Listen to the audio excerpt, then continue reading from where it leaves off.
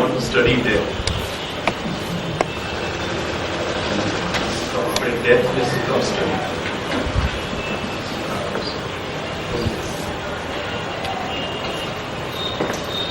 We die every moment. પણ આપણે મૃત્યુનું અનુભૂતિ લઈ શકીએ છીએ કે એક જ વખત લઈ શકીએ.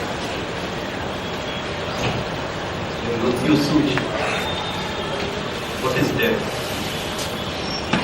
What is it?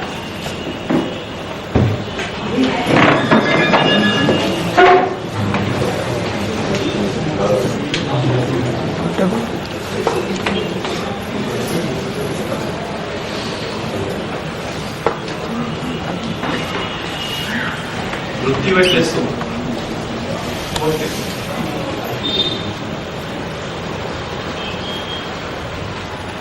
યમ એટલે શું?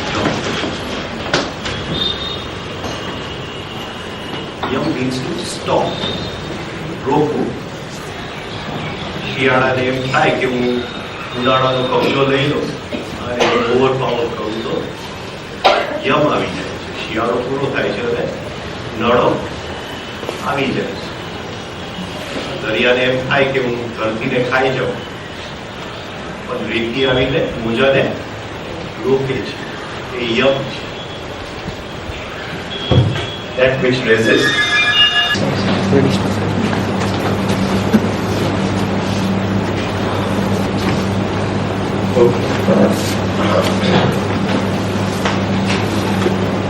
તો મૃત્યુ જે છે એક શક્તિ છે અને આપણા જીવનની અંદર શક્તિના સ્પીડ, શક્તિઓની ગતિ, તો એ સૌથી ફાસ્ટેસ્ટ ગતિ વાળી શક્તિ છે. નોર્મલી આપણા લાઈફની અંદર થોટ એનર્જી, વિચારની શક્તિ, ઇમોશનલ એનર્જી એટલે ભાવની શક્તિ, સેક્સ એનર્જી અને ડેથ એનર્જી, આ ચાર એનર્જીઝના આપણને દર્શન થાય છે. લગભગ ડેથ એનર્જીનું દર્શન મૃત્યુ વખતે થાય છે અને જો એની માટે આપણે અભ્યાસ ન કર્યો, તૈયારી ન કરી હોય તો એ એનર્જીનું દર્શન થતું નથી. હવે મૃત્યુ ત્રણ ટાઈપના હોઈ શકે. અસ્વૈચ્છિક, જેને મરવું નથી, જેમાં આપણે બધા આવી ગયા. શું કામ મરવું નથી? એનું શું કારણ શું છે? શું કામ મરવું નથી? Desire to live or unfulfilled desires. Unfulfilled desires. Right? અત્યારે મારી પાસે ગાડી નથી પણ મને એમ થાય કે 5 વર્ષ પછી હશે અને એ 5 વર્ષની અંદર જો વચ્ચે મૃત્યુ આવી જાય તો ઘણું ગડબડ થઈ જાય. અત્યારે હું પરણેલો નથી પણ એમ થાય કે 2 વર્ષ પછી હું પરણી જઈશ. વચ્ચે જો મૃત્યુ આવી જાય તો ગડબડ. એટલે આખી અંદર અનફુલફિલ્ડ ડિઝાયર્સ, ઈચ્છાઓનું ભંડાર ભરેલું છે. જે ઈચ્છાઓ પૂર્ણ થયા નથી, પછી પૂરી કરવાની બાકી છે. દીકરાનું આ કરવાનું છે, આનું આ કરવાનું છે, આનું આ કરવાનું છે. અને મૃત્યુ જો આવી જાય તો આપણો આખો પ્રોગ્રામ બગડી જાય. એટલે મૃત્યુ થઈ છે. તો પહેલું છે અસ્વૈચ્છિક. એ આપણે મળવું નથી છતાંય મળવું. એ અસ્વૈચ્છિકને થોડા સમજણથી આ લેક્ચર આપણે સાંભળી લીધું, રાઈટ? થોડો અભ્યાસ કરીને આપણે એને સ્વૈચ્છિક બનાવી શકીએ છીએ. તો એ મૃત્યુ સરળ થઈ જાય. એની અંદર સંઘર્ષ ન રહે, એક જાતની સુગમતા રહે મૃત્યુની અંદર. એ મૃત્યુની શક્તિની થોડી અનુભૂતિ, એની સંવેદના આપણે લઈ શકીએ અને એ એક સારું મૃત્યુ આપણે ગણી શકીએ. અને એનાથી આગળ જાગૃતિથી ભરેલું મૃત્યુ. ફરીથી જાગૃતિમાં 3 ટાઈપના મૃત્યુ આપણે જોશું. જાગૃત મૃત્યુ, જાગૃતિ એટલે એ મૃત્યુ થાય છે એટલે એની પહેલા હું બહાર ઊભો છું અને જેમ એક મૂવી જોઉં છું એમ મૃત્યુને, મારા જ મૃત્યુને હું જોઈ શકું છું. ઘણું કઠિન છે, ઘણું અઘરું છે. કોઈક આપણને ગાળ આપે છે, અંદરથી ગુસ્સો આવે છે, ત્યાં આપણે એકરૂપ થઈ જાય છે એ ગુસ્સા સાથે. એ ગુસ્સાને જો બહાર ઉભીને આપણે જોઈ નથી શકતા તો ગુસ્સાની શક્તિ તો મૃત્યુ કરતા બહુ જ નબળી છે. તો નાના નાના જે જીવનના ટકરાવ આવે છે, નાની નાની જો નેગેટિવિટીઓ આવે છે જીવનની, એ આપણે બહાર ઉભા રહીને જોઈ નથી શકતા. પછી સેક્સની વાત છે. સેક્સ એનર્જીને આપણે સંવેદના લઈ શકીએ છીએ કે કેમ? કારણ કે મૃત્યુની શક્તિ સેક્સ કરતા ડબલ સ્પીડે ચાલે છે. સેક્સ જે છે એ ભાવ કરતા ડબલ સ્પીડે ચાલે છે અને ભાવ જે છે એ વિચાર કરતા ડબલ સ્પીડે ચાલે છે. આ બધી દુઃખની ગતિ છે. તો જો આપણા જ વિચારથી આપણે બહાર ઉભા રહીને નથી જોઈ શકતા તો એ મૃત્યુને કઈ રીતે જોઈશે? તો એ જે જાગૃતિ છે એ બહુ અભ્યાસ ખૂબ માંગીને, ખૂબ યોગ માંગીને, પણ એ તરફ આપણે એક જો અભ્યાસ કરીએ, એક આજથી પગલું મૂકી દે. Journey of 1000 days begins with the first step. We take the first step today. તો બની શકે તો જાગૃતિથી ભરેલો આપણો ઉપયોગ થઈ શકે. હવે મારા ટીચર મને કહેતા કે અહીંયા મૃત્યુ, ત્યાં જન્મ, બ્રેથની મૃત્યુ, એસ્ટ્રલનો જન્મ, સ્થૂળનું મૃત્યુ, સૂક્ષ્મનો જન્મ. એટલે એનું કહેવાનો મતલબ શું હતો કે એ મૃત્યુ માટે સૌથી અગત્યનું પ્રેક્ટિસ કયું છે? તો એ છે ગોલ્ડ નગેટ, 7મી કસમ. હવે શું થવાનું છે કે શ્વાસ બહાર જાય છે, શ્વાસ અંદર આવે છે, ફરીથી શ્વાસ બહાર જાય છે, શ્વાસ અંદર આવે છે. તો એની અંદર આપણને ખ્યાલ નથી આવતું કે અંદર એક સૂક્ષ્મ શરીર છે જે હર ક્ષણે શ્વાસ બહાર જાય છે ત્યારે એની અંદર કંઈક મરે છે અને શ્વાસ અંદર આવે છે એની સાથે કંઈક જીવન થાય છે, એની સંવેદના આપણને થતી નથી. એવી જ રીતે સેલ્યુલર બોડી છે આપણી અંદર, જે સેલ્સથી બનેલું છે, આપણા બોડીના સેલ્સ, એની અંદર પણ શ્વાસની સાથે કંઈક મૃત્યુની એક શું કહેવાય કનેક્શન છે. પણ ગુરુનું કહેવું એમ હતું કે જ્યાં સુધી શ્વાસ સાથે એકરૂપતા છે ત્યાં સુધી સૂક્ષ્મ શરીર જે જાગે છે એનું સંવેદના નથી હોતી. હવે ગોલ્ડ નગેટની અંદર હું શ્વાસ કાઢું છું શ્વાસ, અને એક પોઈન્ટે શરીર એકદમ શ્વાસ માંગી રહ્યું છે. હવે આને માની લ્યો કે આ મૃત્યુની ઘડી આવી ગઈ. હવે મારું શરીર શ્વાસ માંગી રહ્યું છે અને અત્યારે હું લઈ શકું, ન લઉં તો હું પ્રકૃતિ મને બેભાન કરી નાખે તો ઓટોમેટિકલી હું શ્વાસ લેવા માંગુ. પણ મૃત્યુ વખતે એ શ્વાસ પાછો આવવાનો નથી. રાઈટ? એટલે જે સૌથી ઇમ્પોર્ટન્ટ પ્રેક્ટિસ જે છે એ ગોલ્ડ નગેટની પ્રેક્ટિસ. સોરી, 7મી કસમ.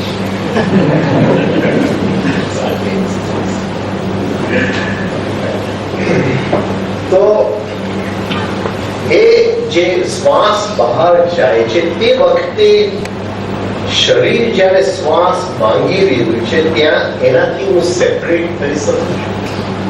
તો મૃત્યુ વખતે શરીર મરે એની પહેલા હું સેપરેટ થઈ શકીશ. આ જો પ્રેક્ટિસ મેં નહીં કર્યું હોય તો તે વખતે શ્વાસ સાથે તાદાત્મ્ય થઈ જશે, આ બાજુ બેહોશી આવી જશે અને મૃત્યુ થઈ જશે. તો એ અત્યારે આપણે જાણી શકીએ છીએ કે મારું મૃત્યુ કેવું હશે, કારણ કે એ આપણે સહન જ નહીં કરી શકીએ, તરત જ શ્વાસ લઈ લઈશું. એક જણો પર નહીં નીકળે જે કહેશે કે શરીરને બેહોશ થવા દે એની મેળે શ્વાસ લેશે. Right? એટલે આપણને ખ્યાલ આવશે કે મારું મૃત્યુ જાગૃતિથી થવાનું છે કે નથી થવાનું. જ્યાં સુધી શ્વાસનું સેપરેશન નથી આવતું. અને આ બહુ ઇમ્પોર્ટન્ટ પ્રેક્ટિસ, એટલે ડેલી આ પ્રેક્ટિસ કરજો. ગોલ્ડ નગેટની અંદર શ્વાસ બોડી માંગી રહ્યું છે એને આપતા નહીં, ભલે 40 સેકન્ડ નીકળી જાય, ભલે 1 મિનિટ નીકળી જાય, એને શ્વાસ આપતા નહીં અને એ પોઝિશનને રિલેક્સ કરીને ત્યાંથી અલગ એક જાણે કે તમે શરીર સાથે એક કાપો મૂકી દો છો અને એનાથી એક અલગ ઊભા રહીને જોવાની એક કોશિશ કરો છો. જો એ બની શકે કે એનાથી આપણે અલગ થઈ શકીએ તો એ જ પોઈન્ટે આપણને ખ્યાલ આવશે કે ભલે આ બાજુ શરીર મરે છે પણ મારી જાગૃતિ એક બીજા શરીર સાથે જોડાય અને ત્યાં જીવન થઈ જાય છે. અહીંથી અહીં સુધીનું કનેક્શન તૂટતું નથી. આ સૌથી ઇમ્પોર્ટન્ટ પ્રેક્ટિસ છે અને આજથી ચાલુ કરી દેજો એ પ્રેક્ટિસ કરવાનું. તો જ્યાં સુધી શ્વાસની સાથે તાદાત્મ્ય છે ત્યાં સુધી એસ્ટ્રલનું જે જીવન જે છે, સૂક્ષ્મ શરીર જે જીવન થાય છે એનું આપણને ભાન નહીં થાય, ખ્યાલ નહીં આવે. એ શ્વાસનું તાદાત્મ્ય તૂટવું જોઈએ. એમ નહીં માનતા કે આ સાંભળવાથી થઈ જશે. તમે શ્વાસ લઈ જ દેશો, શ્વાસ લઈ જ દેશો. એટલે એ પલ જ્યારે શરીર હવે રહી નથી શકતું એક પણ શ્વાસ વગર, ત્યાં સુધી એને પકડી રાખજો શરીરને અને ત્યાંથી અલગ થવાની કોશિશ કરજો. એ આપણા મૃત્યુ માટેની પ્રેક્ટિસ છે. તો જેમ મેં કીધું 3 ટાઈપની મૃત્યુ, અસ્વૈચ્છિક, સ્વૈચ્છિક અને જાગૃતિ. અને જાગૃતિની અંદર પણ 3 ટાઈપની જાગૃતિની ભરેલી.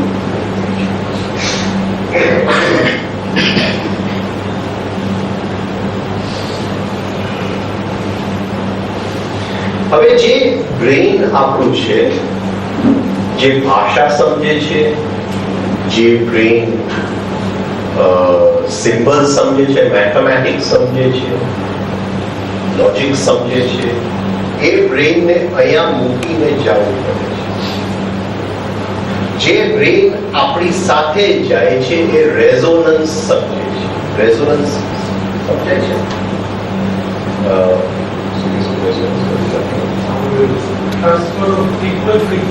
સાઉન્ડ વેવ્સ જે છે,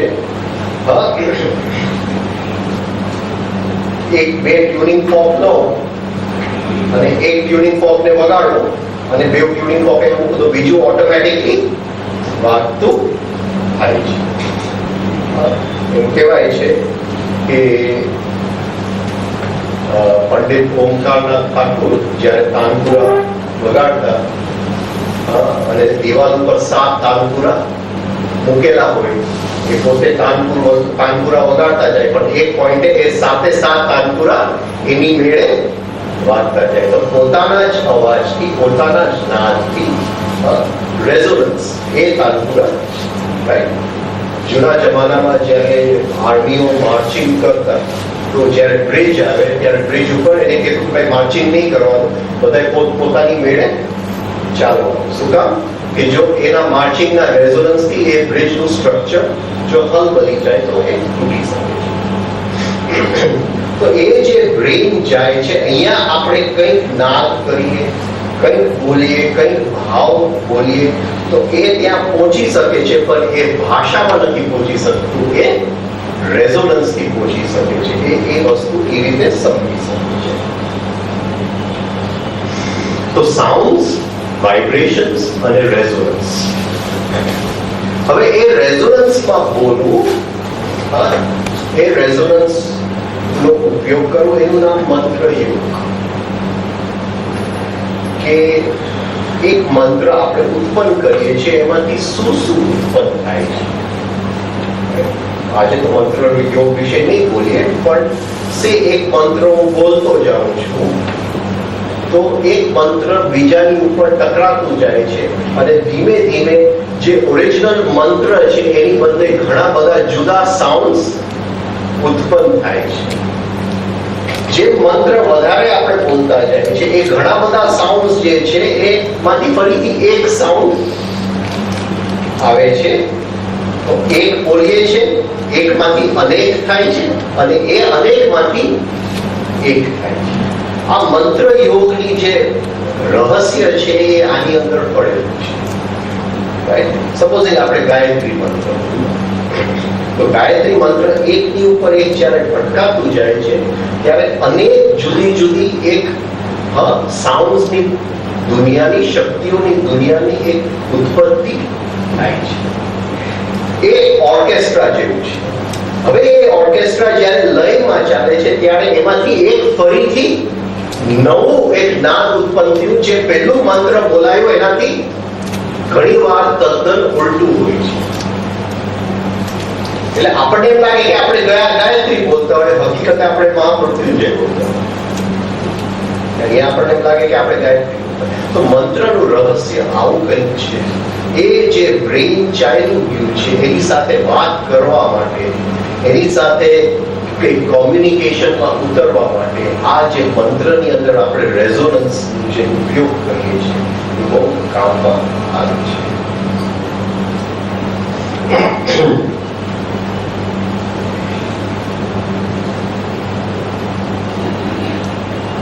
હવે જે લોકોએ ડ્રગ્સનું સેવન કર્યું હોય,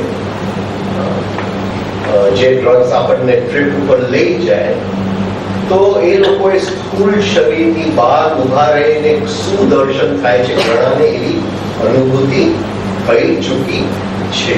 એનો મતલબ એ નહીં કે આપણે ડ્રગ્સ લેવું, પણ કદાચ કોઈ વખતે કોઈ શિવરાત્રીમાં ભાંગ પીતી હોય કે તો એની પાસે એ અનુભવ છે કે હું બહાર ઉભો હતો ને મારા શરીરને જોઈ રહ્યો હતો. તો મૃત્યુ વખતે જો આવું કંઈ જો બની શકે તો એ જાગૃતિથી મૃત્યુ થઈ શકે. હવે આપણે હર ક્ષણે શું માંગીએ છીએ? હર ક્ષણે શું માંગીએ છીએ? શું માંગીએ છીએ? સુખ. હર સમયે શું માંગીએ છીએ? સુખ. અને હર ક્ષણે એવું છે કે દુઃખ આવે નહીં. રાઈટ? કે કોઈ દુઃખ માંગે છે? શ્યોર. સુખ માંગીએ છીએ કે દુઃખ માંગીએ છીએ? શ્યોર.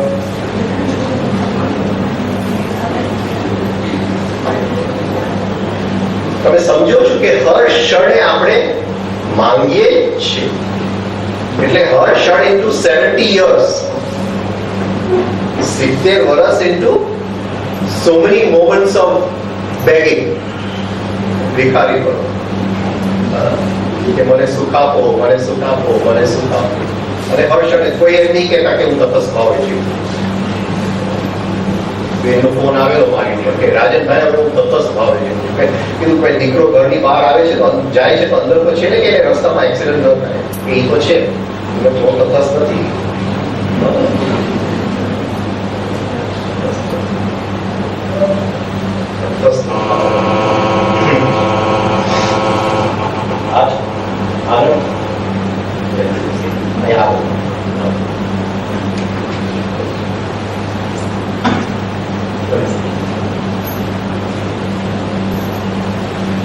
તો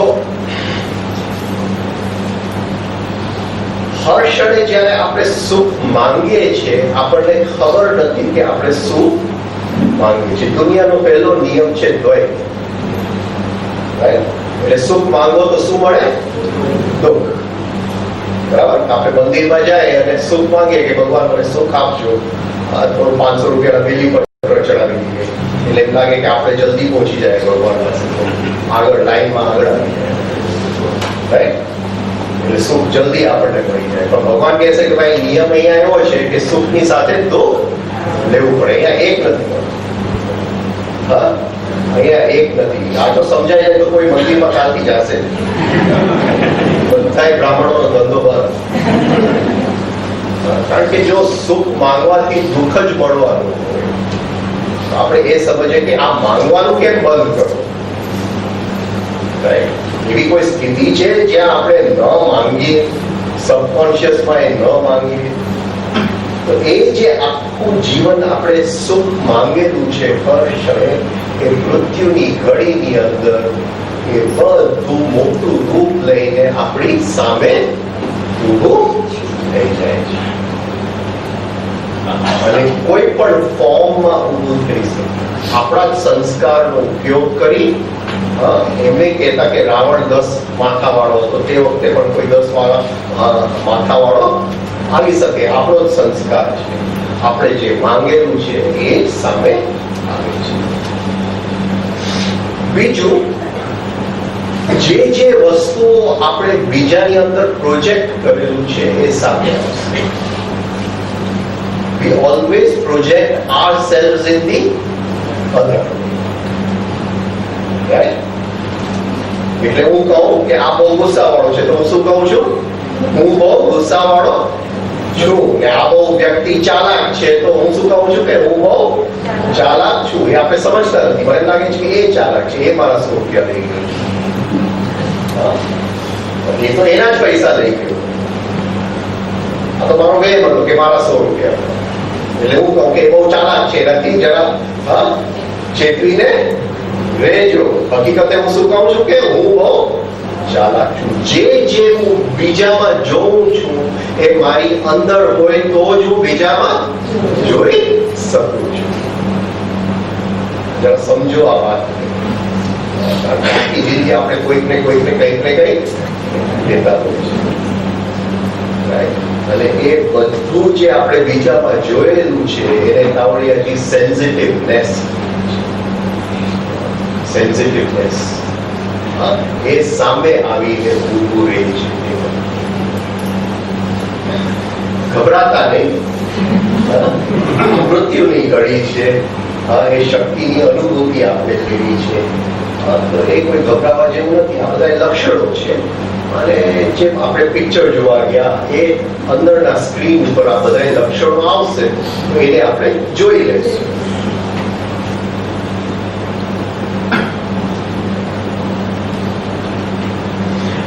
હવે જે મૃત્યુની ઘડી નજીક આવતું જશે એમ જે આપણને થશે એ વેવ ફોર્મમાં થશે.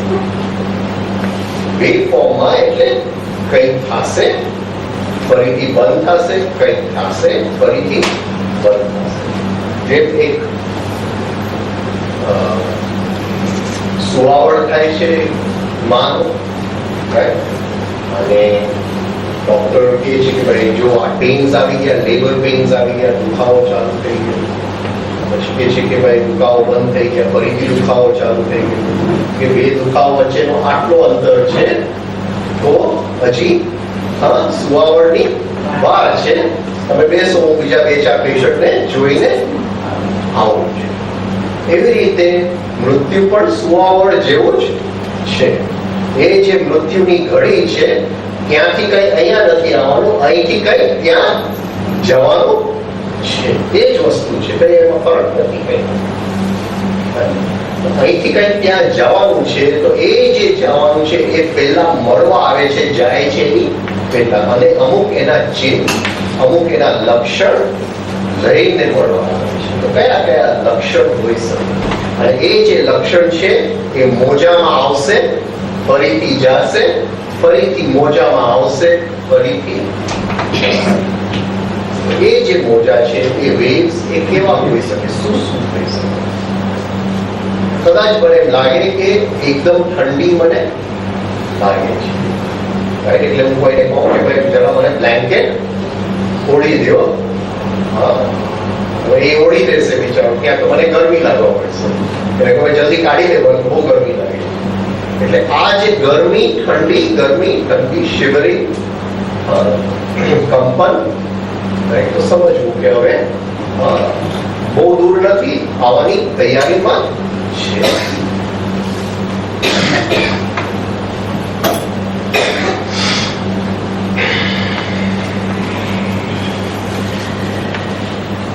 આંખે અંધારા કદાચ આવી જાય. એટલે હું બધાને જોતો કે આ બધા મારા પ્રિયજનો છે, ખબર નહીં કેટલા પ્રિય છે, પણ પ્રિયજનો છે, રાઈટ? કદાચ વિલની રાહ જોતા હોય, જલ્દી જાય તો સારું, પણ મને સડનલી દેખાતા બંધ થઈ જશે, ફરીથી દેખાતા ચાલુ થઈ જશે, ફરીથી દેખાતા બંધ થઈ જશે. એવું લાગશે કે જે ખાટલા ઉપર હું સૂતો છું, કોઈ કે ખાટલો ખેંચી દીધો, ખાટલો કોઈ ખેંચ્યો નથી, પણ મને એવું લાગશે કે કોઈક મને જરા સપોર્ટ આપો, હું અધર થઈ ગયો. અંદર શરીરના બધા રસ સૂકવા મળશે, તો એમ લાગશે કે મને કોઈ ગંગાજળ પીવડાવો, કંઈક પાણી પીવડાવો. તો આ બધું જે થશે એ વેવ્સ ની અંદર થશે, આવશે જશે, ફરીથી આવશે જશે, અને જે બે મોજાની વચ્ચે નજીકતા આવતી જશે એમ સમજવું કે હવે મૃત્યુ બહુ દૂર નથી. શું કામ મોજાની અંદર આવે છે? Why it comes in waves? તો આપણું જે બેકબોન છે, યોગ એને સુષુમ્ના નાડી કહે છે. એ સુષુમ્ના નાડીના 3 પાર્ટ્સ છે. આઉટર પાર્ટ, વચલો કોર, અને વચલો એકદમ ફાઇન દોરી જેવી એક, આ 3 ભાગ છે. જે આઉટર પાર્ટ છે એને વજ્ર નાડી, જે કવરિંગ છે. બીજા બે નાડી જે છે સુષુમ્ના અને ચિત્રી, જે પતલી અંદર છે એને ચિત્રી કહેવાય. એનો ઉપયોગ આપણે જીવનમાં કરતા નથી. આપણું આખું જીવન જે છે એ વજ્ર નાડીથી ચાલે છે. અને વજ્ર નાડીનું લક્ષણ છે કે લાઈફ મૂવ્સ ઇન સ્પર્ટ્સ. જીવન જે છે એ કૂદકામાં ચાલે છે, એ પીરિયડ્સમાં ચાલે છે, એ સાયકલ્સમાં ચાલે છે. એટલે આપણા જીવનમાં કોઈ પણ વસ્તુની સાતત્ય રહેતું નથી. જ્યારે તેજી હોય છે ત્યારે એકદમ તેજી હોય છે, ફરીથી મંદીનું સાયકલ આવે તો મંદીનું સાયકલ. સુખ હોય છે ત્યારે સુખ હોય છે, દુઃખ હોય છે ત્યારે દુઃખ હોય છે. આ જે આવે છે અને જાય છે અને બધું બદલાતું જાય છે એ વજ્રનાડીના કારણે, કારણ કે એ આપણા રૂલિંગ ફેક્ટર છે આપણા જીવનનું જે છે. It is ruled by vajranadi. અને જે મૃત્યુ આવે છે એ વજ્રનાડીનો ઉપયોગ કરીને આવે છે. જીવનમાં જો વજ્રોની મુદ્રા કર્યું હોય, એ વજ્રનાડી ઉપર થોડો કંટ્રોલ મેળવી લીધું હોય, તો મૃત્યુ વખતે આપણે મૃત્યુને કહી શકીએ કે તું ભલે મારું વજ્રનાડી ખેંચી લે મૃત્યુ કરવા માટે, પણ મારા કંટ્રોલમાં છે. 5 મિનિટ રાહ જોજે, હજી હું તૈયાર નથી, મારે બિલ બનાવવાનું બાકી છે, એકાદી આઈસ્ક્રીમ હજી ખાઈ લઉં, રસ્તામાં શું મળશે મને ખબર નથી. તો એ વજ્રનાડી જો ખેંચતા આવડી જાય, એની ઉપર કંટ્રોલ આવડી જાય, તો મૃત્યુની ઉપર થોડો કંટ્રોલ આપણો આવી શકે છે. હવે આ જે મૃત્યુના લક્ષણ છે એ કયા કારણસર થાય છે? What is the cause behind this? તો જે 5 તત્વથી આ શરીર બનેલું છે, એ 5 તત્વ કહે છે કે જે સંસ્કારથી મેં આ શરીરનું બંધારણ કર્યું, એ સંસ્કાર હું પાછા ખેંચું ને ત્યાં સુધી આ શરીરમાંથી સૂક્ષ્મ શરીર છૂટું થઈ શકે નહીં. એ સંસ્કાર મારે પાછા ખેંચવા. હવે જે 5 તત્વ છે એને સાયન્સ પ્રમાણે નહીં સમજતા. The elements, they are not elements, they are psychological factors. એટલે પહેલું તત્વ આવશે પૃથ્વી તત્વ. પૃથ્વી તત્વ કહેશે કે મારો સંસ્કાર હું પાછો ખેંચી લઉં છું. તો પૃથ્વી તત્વના કયા કયા લક્ષણ છે, એના કયા કયા ગુણ છે? તો પહેલું એનું છે અટ્રેક્શન. અટ્રેક્શન એટલે ખેંચાણ. હું દુકાનમાં જાઉં છું, એક સારી વસ્તુ ત્યાં જોઉં છું, ત્યાં શેલ્ફ ઉપર મને એમ લાગે છે કે આ ઓરેન્જ જ્યુસ લઈ લો. એ જે ખેંચાણ થયું એ કયા તત્વના કારણે થયું? પૃથ્વી તત્વના કારણે. આ સમજાય છે? આ સાયકોલોજીકલ તત્વ છે.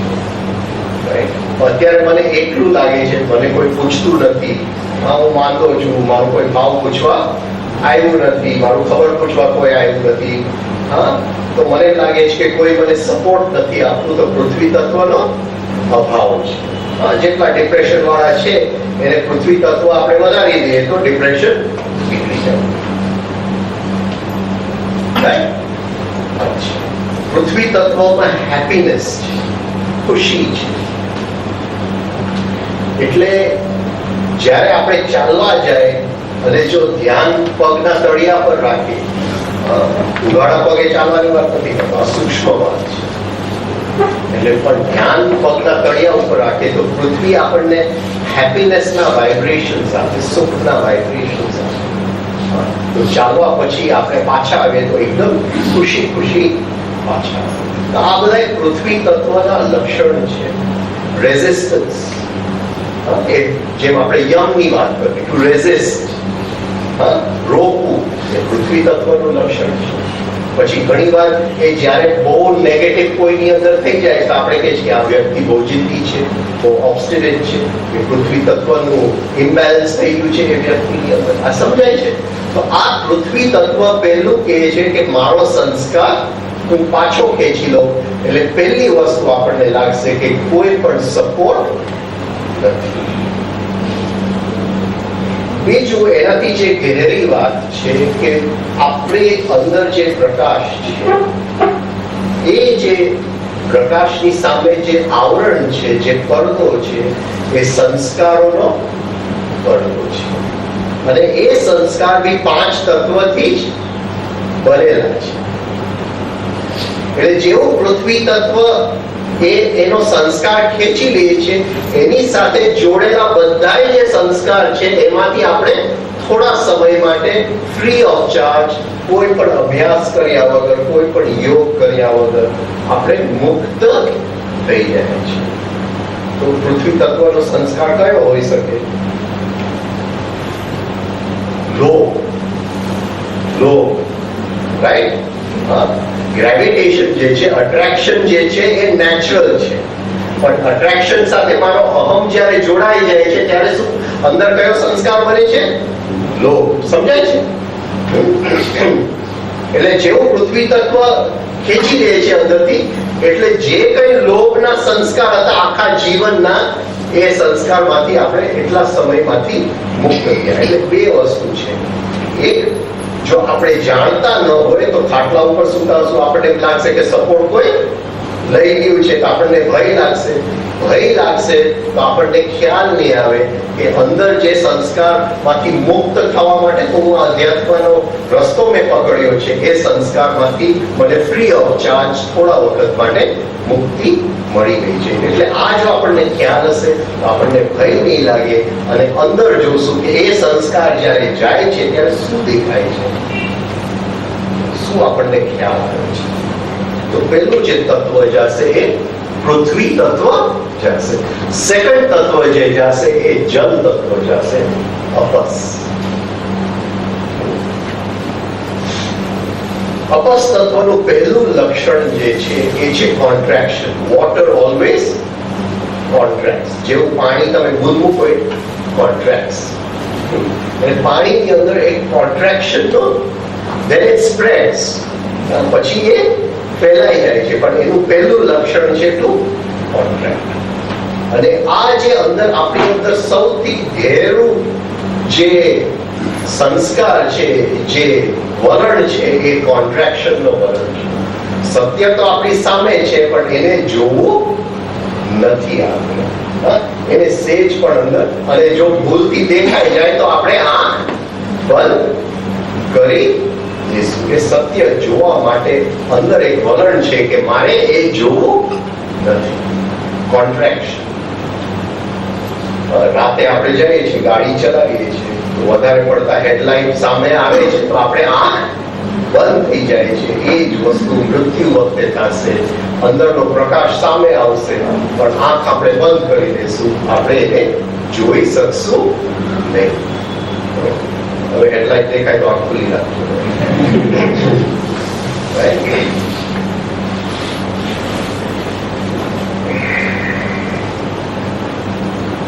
બીજું, કારણ કે એ પાણી જે છે it always tries to meet its level. it wants to meet its level. એટલે એની અંદર એક ઈચ્છાની શક્તિ છે to rise to its level, એનું જે લેવલ સુધી પહોંચવા માટે એટલે કામ એટલે ઈચ્છાના બધાય સંસ્કાર જે છે એ પાણીમાંથી બને છે. જેટલી પણ ઈચ્છાઓ આપણે કરી હોય, જેટલી પણ કામનાઓ કરી હોય, પછી ઈચ્છા, કામના, વાસના, તૃષ્ણા, એ ચારે જે ચેતની ગહેરાઈની અંદર એક પછી એક હોય છે, એ બધાય માટે આપણે થોડો વખત માટે જેવું જલ તત્વ જાય છે એ મુક્તિ મેળવીએ છીએ. આ બાજુ ભયનું કારણ બને છે કે મને શરીરના બધા રસ સુકાય છે, મારું જીવ સુકાય છે, મને પાણી કોઈ આપો, પણ એનાથી થોડું દૂર રહેજો, એનાથી થોડું સેપરેશન કરી અને આ અંદર જે સંસ્કાર આપણું મુક્તિ મળે છે એ જોવાની કોશિશ કરજો. ત્રીજું જે જશે અગ્નિનો સંસ્કાર, એટલે સામે જે બધા ઉભા હશે એ દેખાતા બંધ થશે, આંખની રોશની ચાલી જશે. ગભરાતા નહીં, ફરીથી અંદર જોજો, કારણ કે જેટલો પણ ગુસ્સો ભેગો કરેલો છે એ બધો ગુસ્સામાંથી આ ક્ષણ માટે મુક્તિ. બધો ગુસ્સો, કારણ કે ગુસ્સો જે છે એ અગ્નિ તત્વ છે. એ જે ક્રોધ,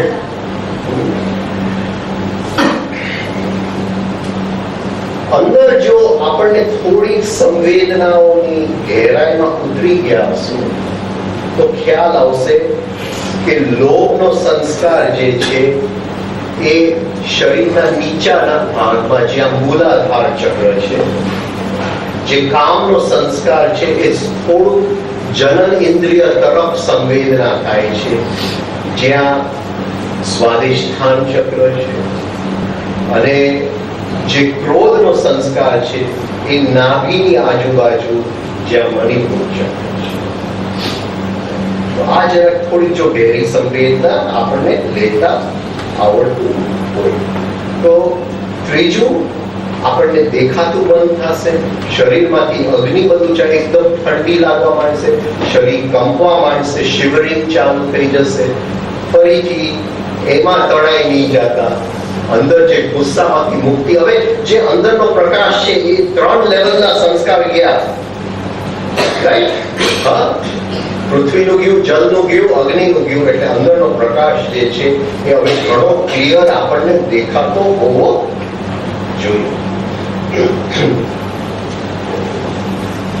નેક્સ્ટ જે છે એ સ્પર્શ તો જાય છે, વાયુ તત્વ. એટલે આપણને એમ લાગશે કે કઈ પણ વસ્તુ અડી શકતો નથી, અને આ બહુ ભયાનક વસ્તુ છે, કારણ કે હાથ ત્યાં ને ત્યાં જ છે અને છતાંય કોઈ પણ સંવેદના હવે આવતી નથી. પેરાલિસિસનો અટેક આવી ગયો છે. ફરીથી ગભરાતા નહીં, આ સ્પર્શનું તત્વ નીકળી જાય છે. એની સાથે બધી સેન્સિટિવનેસ, બધી જે લાગણી વેળાઓ આપણે ભેગા કર્યા છે, આને મારી માટે આમ નતું થયું, અને ઓલું મને નુકસાન હતું ત્યારે કોઈ મને પૂછવા નતું આવ્યું, અને આને મને જમવા ઘરે નતો બોલાવ્યો, અને મારા દીકરાને તો મેં બહુ મહેનત કરી પણ એ તો પાસ થયો જ નહીં. એ બધી જે લાગણી વેળાઓ આપણે ભેગી કરી છે, મુક્તિ એ સ્પર્શનો તત્વ નીકળી જશે. અને છેલ્લું જે છે એ આકાશનો તત્વ. આકાશનો તત્વ સાથે છેલ્લું શું જાય છે? શું જશે? આપણું નામ. આપણું નામ જે બને છે, મારું નામ રાજેન. હવે હું ખાટલા ઉપર સૂતો છું અને સડનલી હું મારું, આમ તો મને આ બે મળવા આવે પણ હવે 5 વર્ષ પહેલા મળેલો, તો હું કોશિશ કરું તો એનું નામ યાદ, ઓળખું છું પણ નામ યાદ નથી આવતું. એ આકાશ તત્વનો અભાવ છે. આ સમજાય છે? અને અહીંયા અંદર હવે જો મારું જ નામ જો હું ભૂલી જાઉં તો કેવું ખાલી પણ લાગે. તો સમજવું કે આકાશ તત્વ ગયું, હવે ઘડી બહુ જ નજીક છે, કારણ કે એ નામ અહીંયા મૂકીને જવાનું છે, એને સાથે લઈને નથી જઈ શકતા.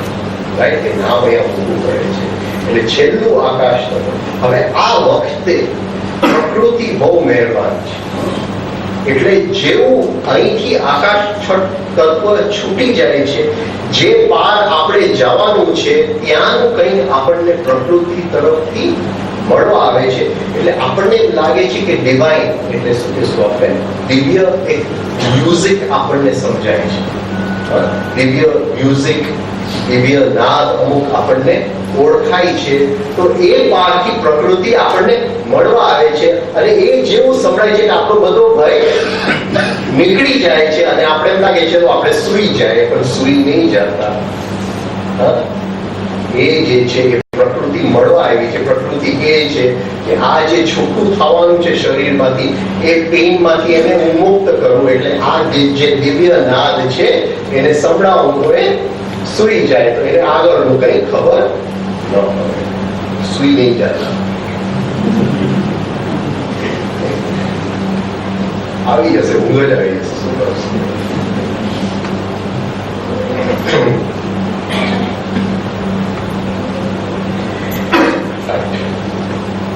હવે આપણું નામ ગયું, આપણને એક્ઝેક્ટ ખ્યાલ આવી ગયો કે એ ક્ષણ આવી ગયું.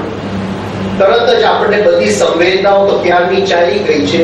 તો જે શરીરની બધી શક્તિઓ જે છે એ ભેગી થઈ અને બેકબોનના આ જગ્યાએ, રાઈટ નીચે બેકબોન પાસે સુષુમ્ના નાડી પાસે આવી અને વજ્ર નાડીનું જે કમાન છે એ ખેંચશે. એ ધનુષ બાણ છે વજ્ર નાડી. એની ઉપર જે બાણ ચડે છે એ સૂક્ષ્મ શરીરનું બાણ ચડે છે અને જેવું એ બાણ ખેંચાય છે અહીંથી એ દેખાય છે, કોઈ બીજા આયામમાં દેખાય છે. રોજ રાતે સૂતી વખતે નક્કી કરજો કે મારે મૃત્યુની તૈયારી કરવી છે, એમને સૂઈ નથી જવું. અને મૃત્યુ વખતે શરીરના એક એક ભાગમાંથી શક્તિ જે છે એ ભેગી થઈ અને એક જગ્યાએ કોન્સન્ટ્રેટ થવાની છે, ઘણીભૂત થવાની છે.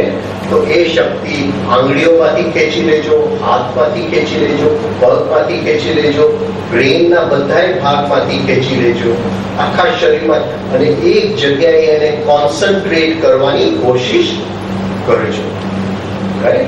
આ રોજ જો પ્રેક્ટિસ કર્યું હશે તો જે વખતે આ વાયુ તત્વ જશે અને સ્પર્શ જશે એની પહેલા આપણે જે પ્રકૃતિ કરે છે એની સાથે મળી અને આ શક્તિ બધી ભેગી કરીને એક જગ્યા ઉપર લઈ આવી દેશું. હવે એક કમાન્ડ છૂટવાનું છે જેની અંદર સૂક્ષ્મ શરીર એની યાત્રા કરવાની છે. એની પહેલા એક વસ્તુ બને છે અને જે 5 તત્વમાંથી આપણે મુક્ત થઈ ગયા હતા, ફરીથી 5 તત્વના સંસ્કાર આપણને મળવા આવે છે. પણ એ હવે સંસ્કાર રૂપે નથી મળવા આવતા, કંઈક જુદી રૂપે મળવા આવે છે. એટલે કઈ રીતે મળવા આવે છે?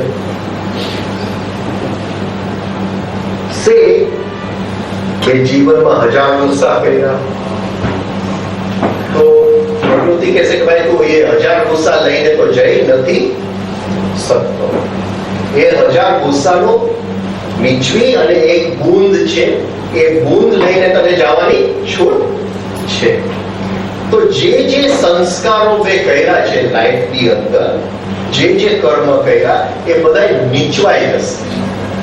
એ નીચવાઈ જશે અને એનું બૂંદ, એનું ખાલી અર્ક લઈને હું આગળ જવાનો છું. એટલે એ બીજ રૂપે હશે. હજી પડદો, એ અંદરના પ્રકાશ ઉપર પડદો નહીં આવે, પણ ફરીથી એ જ સંસ્કાર મારી અંદર શું કહેવાય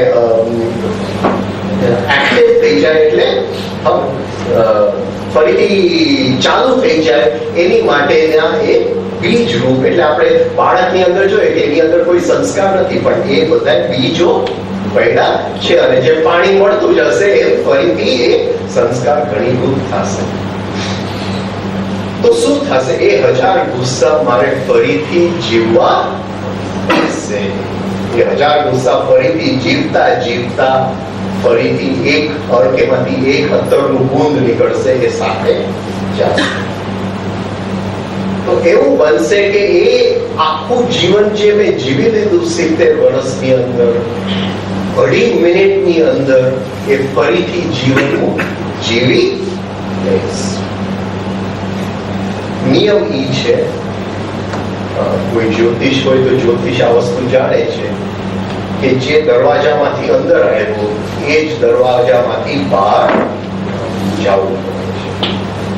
એટલે મૃત્યુની ઘડીમાં હવે બધાય સંસ્કાર છૂટા થઈ ગયા, રાઈટ?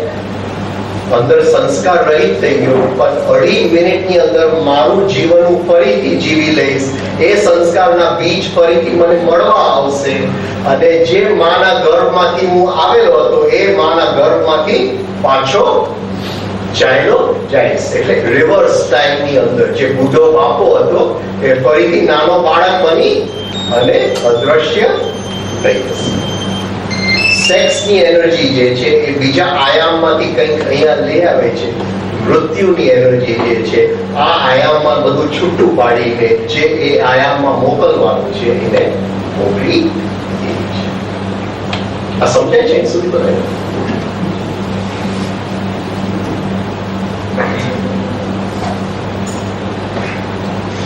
એટલે મારી પાસે હવે ફરીથી જીવન જીવવાનો મોકો છે. એ 2.5 મિનિટનો જો મેં અભ્યાસ કર્યો હોય આખું જીવન, તો મારું જીવન હું 2 વખત જીવું છું. એક જે ચાવી ચાલે છે 0 to 70 years અને એ ચાવી ઉતરે છે 2.5 મિનિટની અંદર. પણ એ 2.5 મિનિટ જો સૂઈ ગયા હશું તો ખબર નહીં પડે. એ રાતના સપના જેવું છે કે સ્વપ્નની અંદર 2.5 મિનિટની જિંદગી 70 વર્ષ બરાબર છે.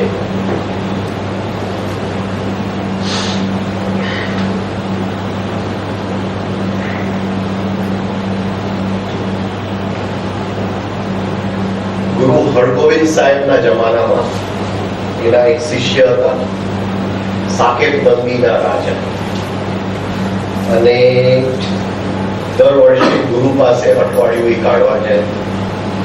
આ વર્ષે એ જવાના હતા, એની પહેલા એને એક સપનું રિપીટેડલી આવ્યું અને એ સપનામાં એને ખ્યાલ આવે કે હું એક ચાંડાલ છું, ચાંડાલ તરીકે જન્મ લઉં છું, ચાંડાલ તરીકે મોટો થઉં, પત્ની થાય, બાળકો થાય, બાળકોના બાળકો થાય છે, પછી હું મરી જાઉં છું.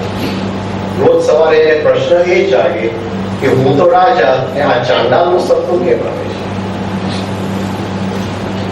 જેવું એ ગુરુ પાસે રહેવા ગયા એટલે ગુરુનું એને કીધું કે મારે ગુરુને મળવું છે. ગુરુએ ના પાડ્યું કે ટાઈમ નથી. ફરીથી બીજે દિવસે સમાચાર મોકલાવ્યા કે મારે ગુરુને મળવું છે, તો ગુરુએ ફરીથી ના પાડ્યું. ત્રીજે દિવસ વહેલી સવારે ગુરુનો માણસ આવ્યો. ગુરુ હરગોવિંદ સાહેબને શિકારનો બહુ શોખ હતો, એટલે કે ગુરુ શિકાર પર જવાના છે, તારે સાથે આવવું છે, એટલે સાથે ચાલ્યું.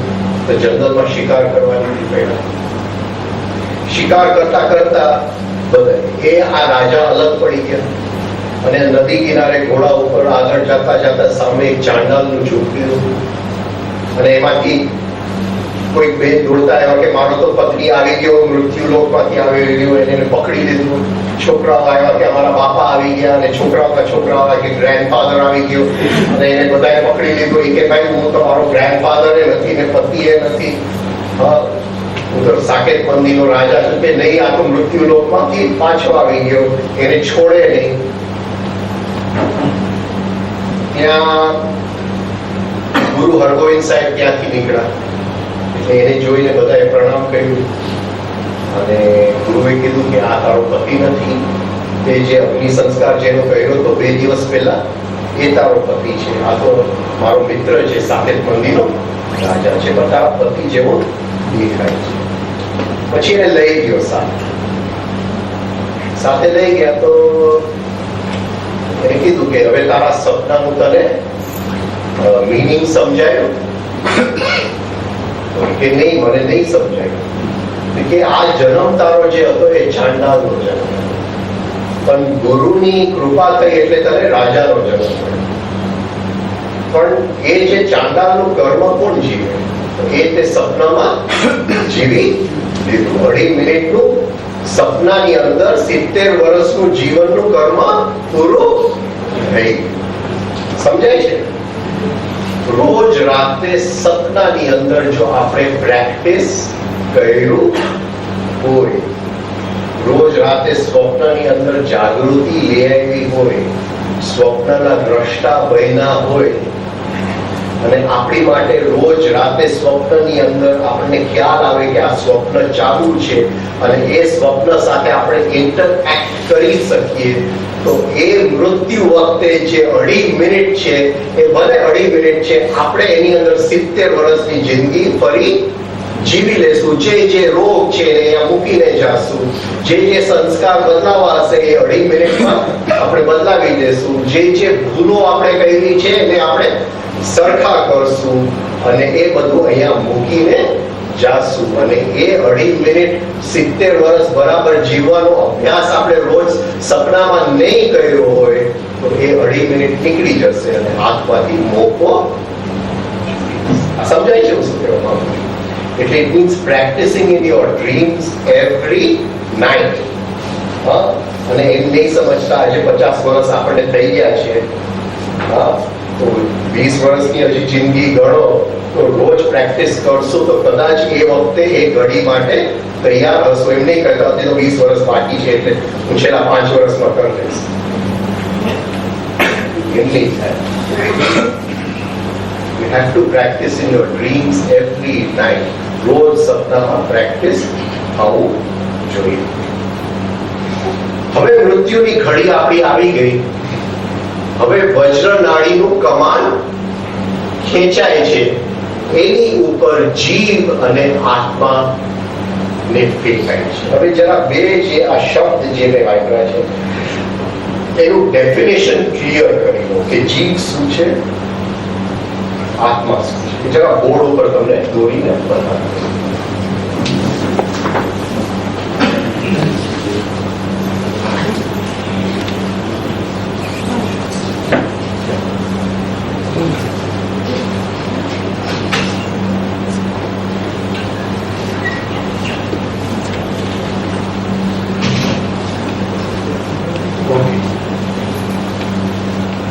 આત્મા સૂર્ય છે, જીવ સૂર્યનું કિરણ છે.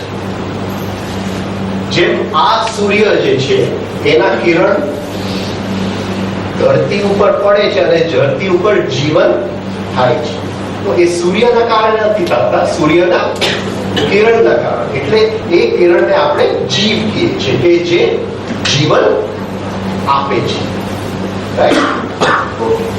એવી રીતે એ જે બહારનો સૂર્ય છે, એને આપણે ગાયત્રી મંત્રમાં ભાર્ગવ કહીએ છીએ. જે અંદરનો સૂર્ય છે, જે આત્મા છે, ગાયત્રી મંત્રમાં આપણે શું કહીએ છીએ? સવિતા. રાઈટ? જે અંદરનો સૂર્ય છે, કે બહારનો સૂર્ય ભાર્ગવ, અંદરનો સૂર્ય સવિતા. રાઈટ? તો એ જે સવિતા છે એ રોજ સૂર્ય ઉગે છે અને અસ્ત પણ થાય છે. જ્યારે આપણે સૂઈ જાય છે ત્યારે અસ્ત થાય છે, જ્યારે આપણે ઉઠીએ છીએ ત્યારે એના કિરણો આવે છે અને અંદરનું અચેતન મન, અર્ધચેતન મન, ચેતન મન, એની અંદર એ કિરણો આવતા જાય છે અને આપણે જાગતા જાય છે. તો in our lives also there is a સૂર્યોદય અને સૂર્યાસ્ત, અને બહાર પણ સૂર્યોદય અને સૂર્યાસ્ત. તો એ જે અંદરનો સૂર્ય છે એ એક પારદર્શક કોથળીની અંદર બેઠેલું છે. આ કોથળી છે, એ કોથળીને આપણે કોઝલ બોડી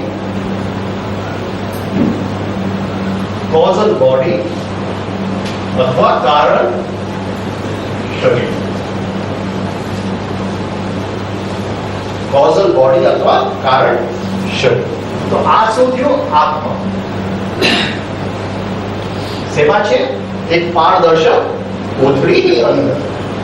એ કોહિનૂર ડાયમંડ જેવું છે. એ કોથળીમાંથી એનો પ્રકાશ બહાર આવે છે, પણ આ બાજુથી આપણે જોઈએ તો એ આત્મા શું છે ખબર નહીં પડે, ખાલી પ્રકાશ આપણને દેખાય. રાઈટ? હવે એનો પ્રકાશ જે બહાર નીકળે છે જેવો એનો પ્રકાશ બહાર નીકળે છે, નિયમ એવો છે કે એ પ્રકાશને એમને અલાઉડ નથી, એને કપડાં પહેરવા પડે. હા, એને કપડાં વગર ફરવાની છૂટ નથી. રાઈટ? એટલે એ જે પ્રકાશ આત્માનો બહાર નીકળે છે એને કપડાં મળવા આવે છે. એ કપડાં જે આપે છે એ પ્લેનેટ્સ આપે છે. પ્લેનેટ્સ, પ્લેનેટરી સબસ્ટન્સ એને મળવા આવે છે. દ્રવ્ય જે આવે છે એ પ્લેનેટ્સ માંથી આવે છે. એ આ કિરણને કવર કરે છે. એટલે આ જે કિરણ છે હવે એ આત્મા ન રહ્યું, બે છૂટા થઈ ગયા. અને આ પ્લેનેટરી સબસ્ટન્સ ને ગુણજે એસેન્સ.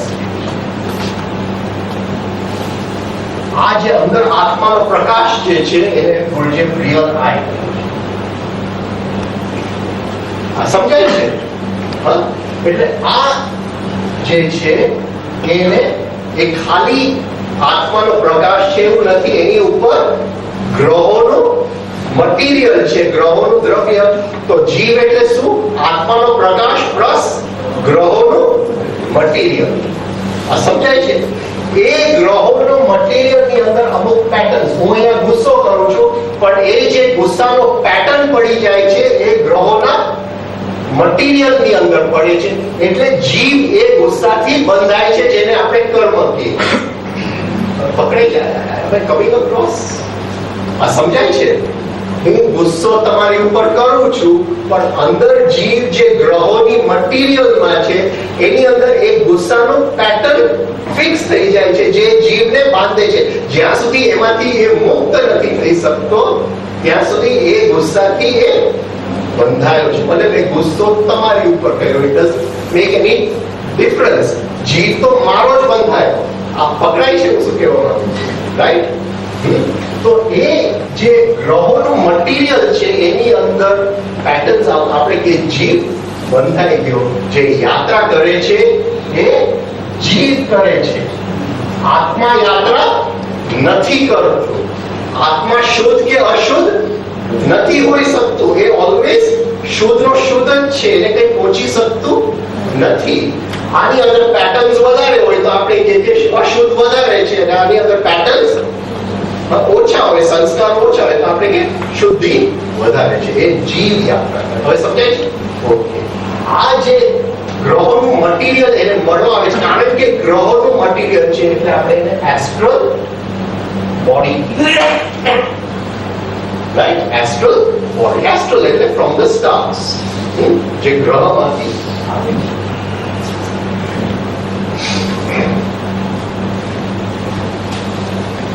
હવે એ જે કમાન ખેંચાય છે અને તીર છૂટે છે તે વખતે જ્યારે તીર છૂટે છે કમાનમાંથી ત્યારે સ્પીડ જે છે એ હાઈએસ્ટ હોય છે. Speed highest. બંદૂકમાંથી ગોળી છૂટે ત્યારે એની સ્પીડ સૌથી વધારે હોય અને બંદૂકની ગોળી ટાર્ગેટ ઉપર પહોંચે ત્યારે એની સ્પીડ સૌથી ઓછી હોય. હવે અહીંથી જીવ અને આત્મા આ વજ્રનાળીના કમાન ઉપર ખેંચાય છે અને ક્યાંય કોઈક આયામ, હવે આ આયામ તમે આમ સમજો, આપણે કહીએ કે ભૂલો, ભૂવલો, સ્વ, રાઈટ? ભૂલો, ભૂવલો, સ્વહલ.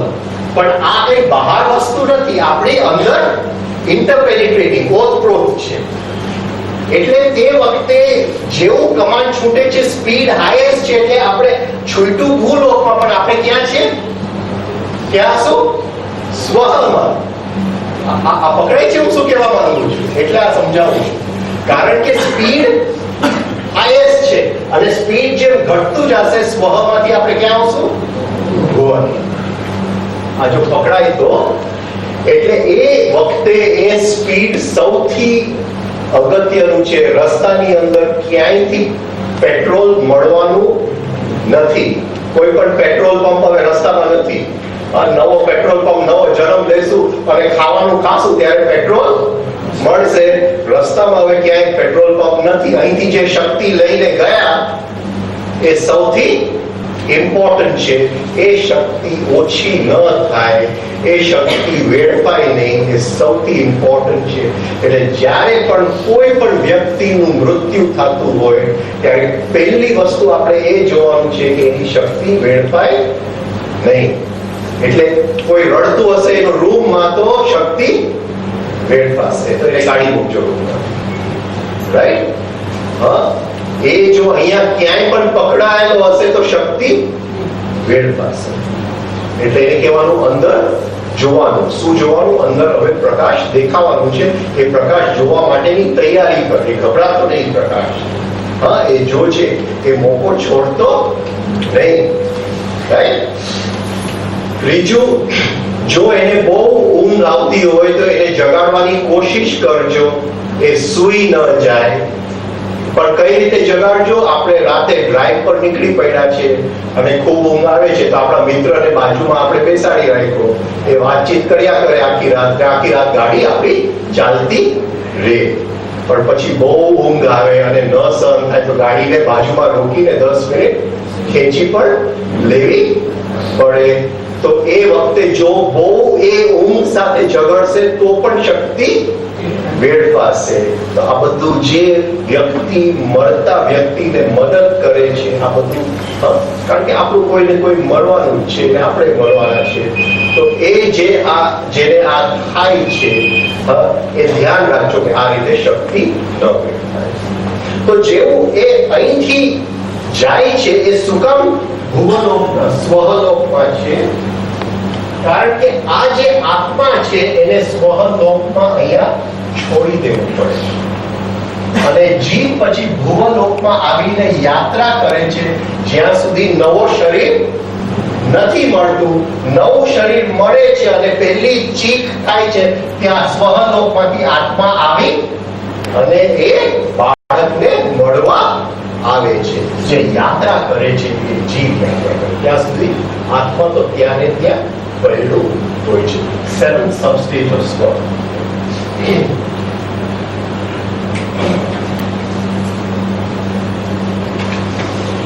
એટલે એ બહુ જ અગત્યનું છે કે શક્તિ ન વેડફાય તે વખતે, કારણ કે વચ્ચે રસ્તામાં કોઈ નવી શક્તિ ક્યાંયથી મળવાની નથી. બીજું, એને કહેજો કે કંઈ પણ ન થાય તો ગુરુ બાજુમાં જ છે, પણ નિયમ એ છે કે ગુરુને યાદ કરવું પડે તો જ એ મદદ કરે છે. જો એની મદદ આપણે માંગશું નહીં તો એ એમને મદદ કરતો નથી. હા, ગુરુ એટલે કોઈ વ્યક્તિ નહીં. આપણે કોઈ ગુરુ જીવનમાં ન પણ હોય તો એ ગુરુ બાજુમાં જ છે.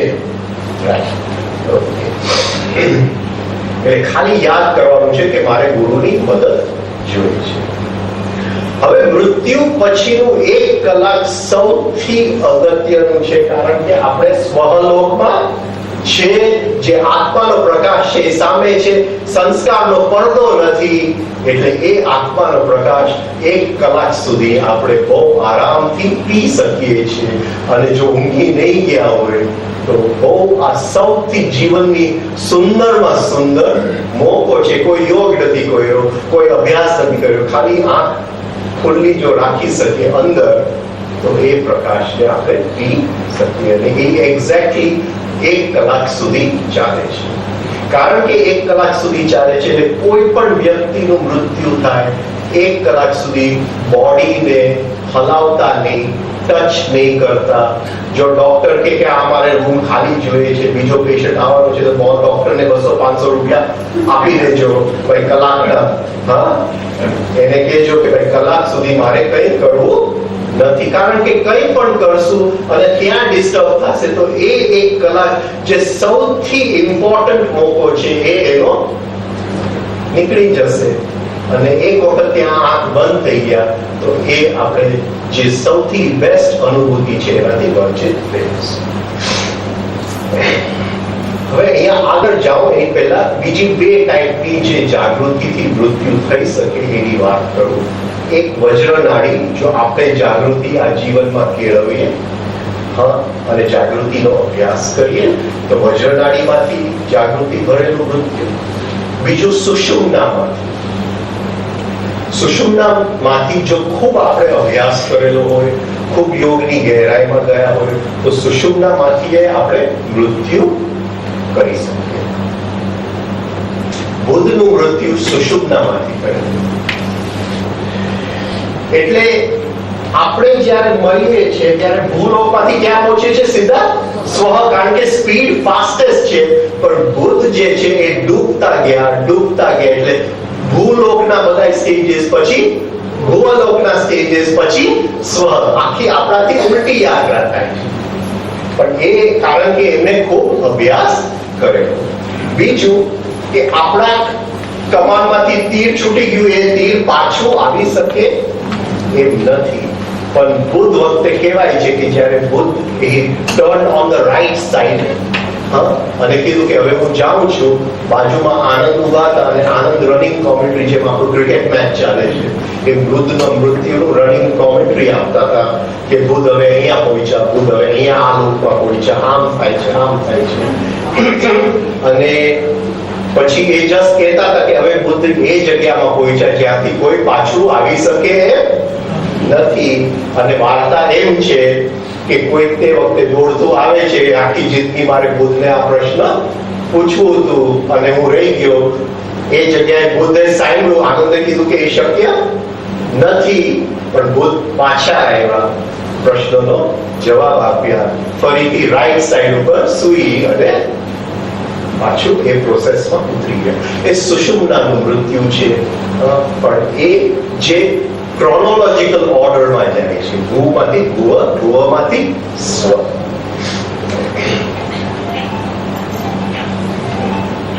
ત્રીજું જે મૃત્યુ છે એ ચિત્રીની નાડીમાંથી થઈ શકે. Chitrini nadi is the finest matter in the sushumna nadi. એ ઉપર ચડે છે, અહીંથી બે કટકા એના થાય છે અને એને બ્રહ્મ નાડી કહેવાય.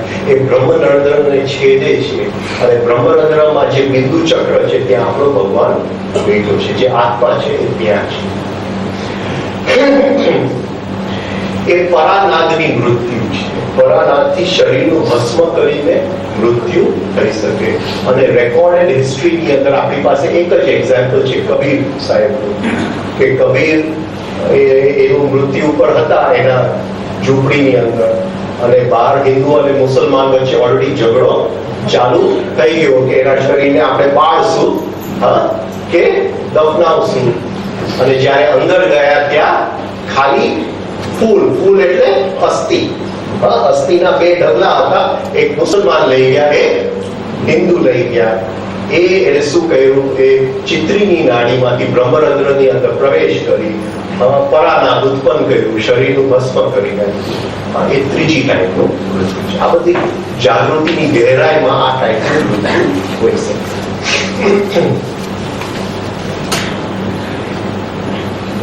હવે આપણું કમાન છૂટી ગયું છે અને આપણને ખ્યાલ છે કે પહેલો જે કલાક જે છે એ સૌથી અગત્યનું છે.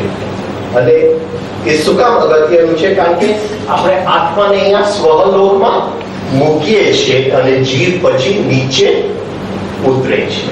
એટલે અહીંથી એ ઉતરે છે જીવ, અને એ ડાયરેક્ટ નથી ઉતરતું, એ વેવ્સમાં ઉતરે છે. ફરીથી વજ્રનાડી એ વેવ્સમાં ઉતરે છે. એટલે વેવ્સમાં ઉતરે છે, નીચે આવે છે, ફરીથી ઉપર જાય છે, ફરીથી નીચે આવે છે, ફરીથી ઉપર જાય છે, અને સીધો અહીંયા ભૂવલોકમાં પહોંચી જાય છે. એટલે આ 3 વખત એને મોકો મળે છે. એક મૃત્યુની ઘડીમાં એ આત્માનો પ્રકાશ જોવાનો મોકો મળે છે. ફરીથી એ જીવ આત્માને છોડીને નીચે પડે છે, ફરીથી ઉપર ચડે છે, ફરીથી એને આત્માના દર્શન થાય છે, ફરીથી નીચે ઉતરે છે, ફરીથી એકવાર ઉપર જાય છે, ત્રીજી વાર થાય છે, અને પછી એ ભૂવલોકમાં આવી જાય છે. એક 55 દિવસના સ્વપ્નની અંદર એ ચાલ્યા જાય છે. એ જીવ જે છે 55 દિવસનું સ્વપ્નની અંદર ચાલ્યું જાય છે. આ ત્રણ જે મોકા હતા આત્માના પ્રકાશના દર્શન કરવાના, એક જે સૌથી પહેલું છે એ ડાયરેક્ટલી અને ક્લિયર દેખાય છે. બીજી વખત જ્યારે થાય છે ત્યારે વચ્ચે એક પડદો છે અને પડદામાંથી દેખાય છે. અને ત્રીજી વખત ડાયરેક્ટ પ્રકાશ દેખાતું નથી, પણ કંઈક દેખાય છે, કંઈક ધુમ્મસ દેખાય છે, કંઈક ધુમાડો દેખાય છે. તો અંદરથી એક ઇન્ફરન્સ થાય છે, અનુમાન થાય છે કે ત્યાં પહેલા અગ્નિ હતું. આ ત્રણ રીતે એને આત્માના દર્શન થાય છે જીવને. અને પછી જીવ પડી અને ભુવલોક એટલે આપણી રોજની સ્વપ્ન સૃષ્ટિ. અને એ સ્વપ્નમાં આપણે પ્રેક્ટિસ કર્યું હોય, આ 1 કલાકનો જો અનુભૂતિ નહીં પણ લઈ શકીએ, જેવું આ સૃષ્ટિમાં આપણે આવી જશું, રોજ રાતે જો પ્રેક્ટિસ કર્યું હોય તો આ સૃષ્ટિમાં આપણે જાગી જશું. ખાલી 1 કલાક પૂરતું આપણું કોન્શિયસનેસ તૂટશે, કારણ કે એ સ્પીડ્સ બહુ હાઈ હતા. એ હાઈ સ્પીડ્સનો જો આપણે સરખો અભ્યાસ નહીં કર્યો હોય તો 1 કલાક પૂરતું આપણું કોન્શિયસનેસ તૂટશે. પણ અહીંયા જો રોજ સપનામાં અભ્યાસ કર્યો હોય તો આ 45 થી 55 દિવસની અંદર આપણે જાગતા હશું અને ફરીથી આપણું જીવન એકવાર ફરીથી જીવી લઈશું. પણ આ જીવન નહીં, બધાય જીવન એક સાથે.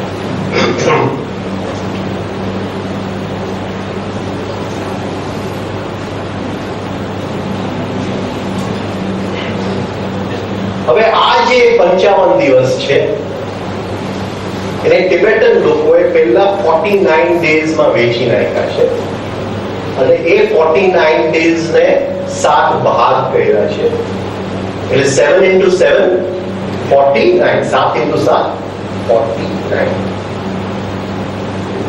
હવે એ કહે છે કે જે સંસ્કાર બને છે, સંસ્કાર બનવા માટે પતંજલિ કહે છે કે અવિદ્યા, અસ્મિતા, રાગ, દ્વેષ, અભિનિવેશ, એ 5 ક્લેશની વાત કરે છે. એટલે પહેલું જે કન્ડિશન પતંજલિ મૂકે છે અવિદ્યા, એબ્સન્સ ઓફ લાઇટ. એટલે ધૃતરાષ્ટ્ર હોય તો સંસ્કાર બને. એબ્સન્સ ઓફ લાઇટ, અવિદ્યા. એટલે કોન્શિયસનેસ જો ઓછું હોય તો જ એ બની શકે. કોન્શિયસનેસ એટલે લાઇટ. એટલે પછી એ નેક્સ્ટ જે કહે છે અસ્મિતા. અસ્મિતા એટલે આપણો અહમ, જેને આપણે અહમ ગણીએ છીએ પણ ખૂબ પ્યોર અહમ. હવે એ અહમને 6 શૃંગાર લાગે છે. જેમ આપણે મંદિરમાં જાય અને ભગવાનને શૃંગારનો દર્શન કરીએ, એવી રીતે આપણા અહમને 6 શૃંગાર લાગે છે. મૂલાધારમાં લોભ, સ્વાધિષ્ઠાનમાં કામ, મણિપુરમાં ક્રોધ, અનાહતમાં મોહ, વિશુદ્ધિમાં મત્સ, અને 5 ની અંદર જે લાગે છે કે મત. અહમ મતથી ભરાઈ જાય છે. એટલે ક્યાંય ખેંચાઉં છું અને એનો કે ક્યાંય ફેંકાઉં છું, એનો જે સંસ્કાર અંદર રહી જાય છે એ લોભનો સંસ્કાર. અંદર જે અગ્નિ જાગે છે, જે ઈચ્છા જાગે છે એ કામનો સંસ્કાર. હું દુકાનમાં જાઉં છું, આ વસ્તુ ગમી ગઈ મને, દુકાનની અંદર આ વસ્તુ ગમી ગઈ તો અંદર એક કઈ દિવાસળી સળગે છે ને અંદર જો બળતણ હશે તો એ દિવાસળી ભડકે બળશે. પણ અંદર જો બળતણ નહીં હોય તો એ નહીં બળે. રાઈટ? દિવાસળી તો બળે, અંદર બળતણ હોય તો એ જે બળતણ જે છે એને તાવડિયાજીએ મોટિવ કીધું. મોટિવ એટલે મારી અંદર ખુશ થવાની એક ઈચ્છા પડેલી જ છે. એટલે જેવું આ જોયું કે આ કપ લઈશ તો ચા પીવાની એટલો આનંદ અંદર આવશે, એટલે તડકો, અને અંદર તો ઈચ્છા પડેલી છે, ભડકી ગયું. એ જે ભડકી ગયું એમાંથી એ કહે છે ક્રોધ. ક્રોધ એટલે પેશન, એટલે ભડકે બને છે. એટલે ક્રોધ એટલે નોટ ઓનલી એંગર, પણ ભડકે બને છે. આમાં ક્રોધો બી જાયતે. ક્રોધા ભવતિ સમોહ, સમોહાત સ્મૃતિ વિભ્રમ, સ્મૃતિ ભ્રંશાત બુદ્ધિનાશો, બુદ્ધિનાશાત પ્રણશ્યતિ. રાઈટ, આ એના સ્ટેજીસ. તો બહાર તડકડું થવું જોઈએ એને કામ કહે છે. કંઈક અંદર સળગવું જોઈએ. તો એ સળગીને અંદર બળતણ હોય તો ક્રોધ ઉત્પન્ન થાય. એ ક્રોધ ઉત્પન્ન થાય તો એ એટલો બધો મારી જાતને ભૂલી જાઉં છું એની અંદર. એટલી અગ્નિ ઉત્પન્ન થઈ, સેક્સની અગ્નિ એટલી ઉત્પન્ન થઈ કે હું મારી જાતને જ ભૂલી ગયો. મોહ ઉત્પન્ન થઈ ગયો, અને મોહ ઉત્પન્ન થઈ ગયો એટલે નાશ થઈ ગયો. રાઈટ, હું ભૂલી ગયો કે હું કોણ છું, હું ક્યાંથી આવ્યો, હું ભૂલી ગયો. તો આ જે છે, આ અહમના શૃંગાર જે છે એ 6 શૃંગાર છે, અને એ 6 પ્લસ અહમ 7. રાઈટ, હું ભૂલી ગયો કે હું કોણ છું, હું ક્યાંથી આવ્યો, હું ભૂલી ગયો. તો આ જે છે, આ અહમના શૃંગાર જે છે એ 6 શૃંગાર છે, અને એ 6 પ્લસ અહમ 7. એ 7 એ ટિબેટન લોકોએ 49 દિવસમાં વેચી નાખ્યા. એ કહે છે કે આ જે ચિત્તની અંદર આ બધું પડેલું છે, જે અહમ છે, એ એક એક દરવાજામાંથી આપણે એક એક રૂમમાંથી પસાર થવું પડે છે આ 49 દિવસમાં. આપણો જીવ જુદી, એને ખાલી આ જન્મની વાત નથી, એને જેટલું પણ લોભ ભેગું કર્યું છે, એટલે હું કહું છું બધાય જન્મો એક સાથે, જેટલું પણ જેલસી, મત્સર એટલે જેલસી ભેગું કર્યું છે, એ બધા ચેમ્બર્સ, એક એક રૂમમાંથી એને પસાર થવું પડે છે. એક એક જે એને કર્યું છે એ સામે એને મળવા આવે છે, અને જુદી જુદી રૂપ લઈને મળવા આવે છે. આપણે મહાભારત કે તો કે બકાસુર રાક્ષસ, તો મત્સ આવશે, કઈ રીતે આપણને મળવા આવશે? બકાસુર રાક્ષસ. બક એટલે બગલો, રાઈટ, બક એટલે બગલો. એટલે બગલાનો ખાસિયત શું છે?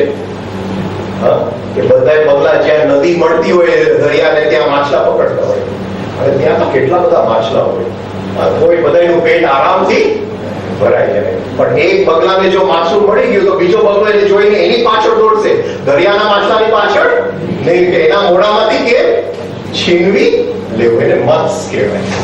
આ સમજાય છે?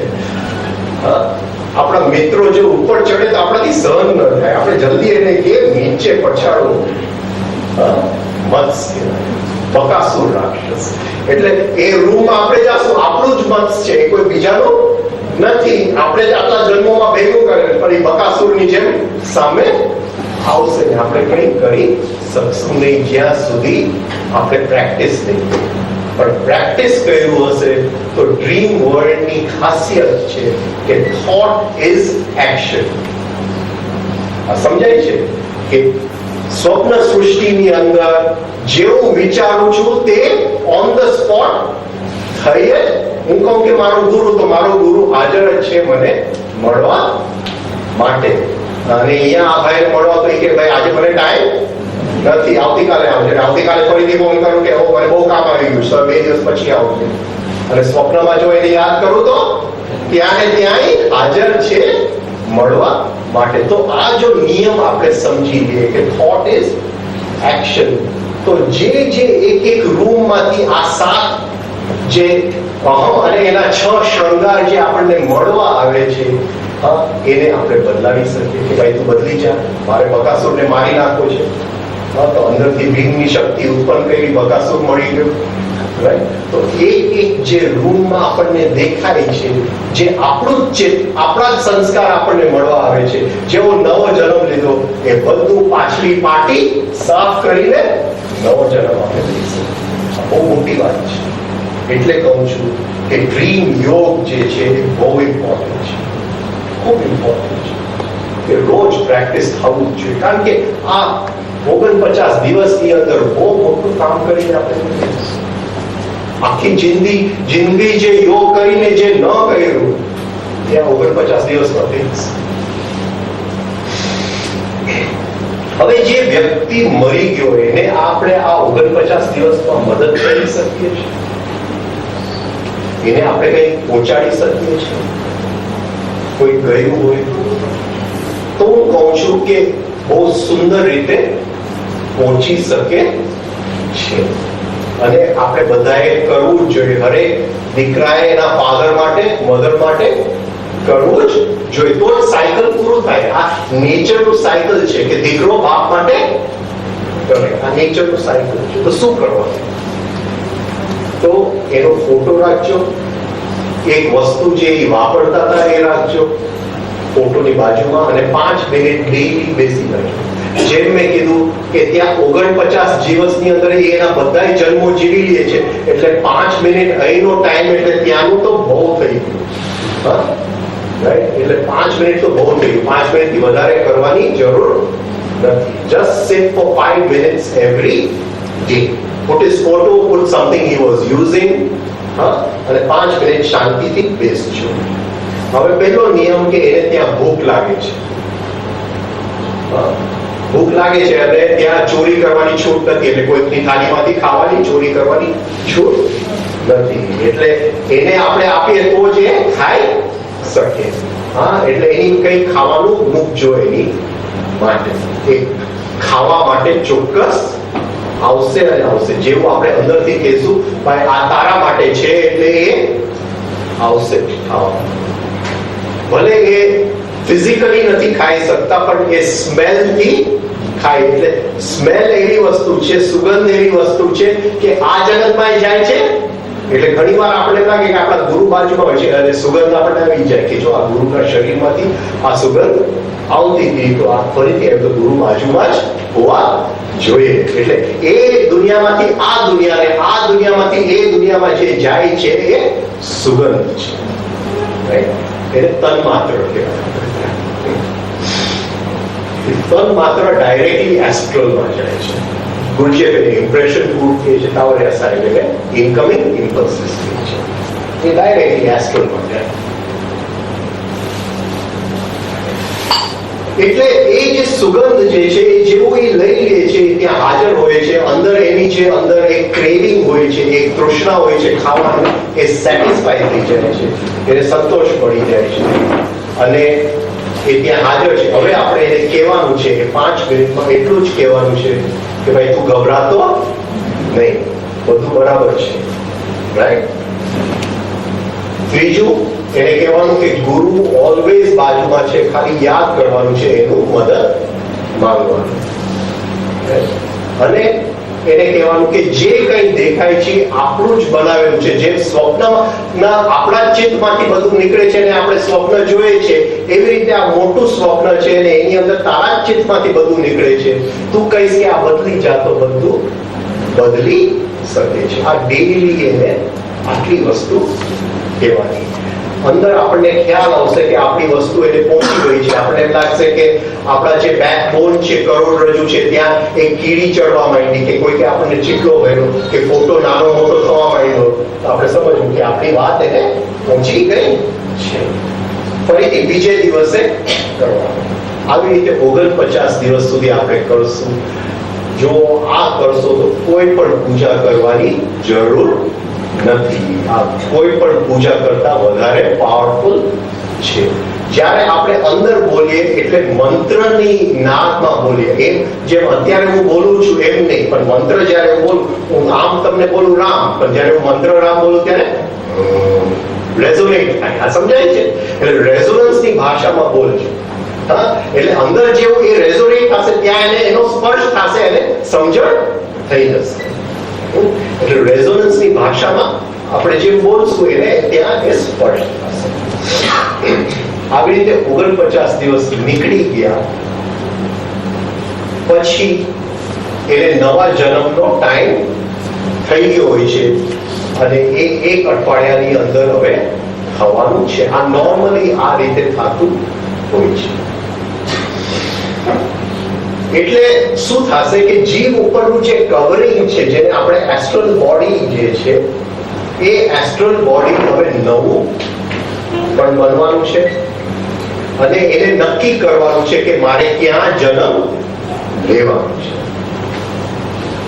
એટલે એને એક સિરીઝ ઓફ ફિલ્મ દેખાશે, એક ફિલ્મની પટ્ટી દેખાશે, જેની અંદર એને કપલ્સ હેવિંગ સેક્સ, એટલે ટીવીમાં જેમ આપણને ફિલ્મ દેખાય એમ નહીં, પણ જે નેગેટિવમાં આપણને ફિલ્મ દેખાય એ રીતે એને કપલ couples having sex અને ઘણી જગ્યાએ એને ખેંચાણ થશે કે અહીંયા હું જન્મ લઈ લઉં. પ્રકૃતિ બહુ ચાલાક છે.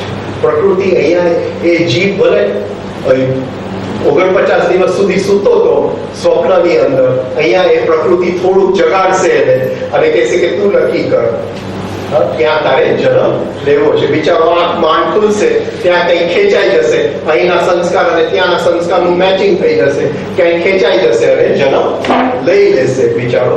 એ જીવન ફરીથી રિપીટ થશે, કઈ નવું બનશે.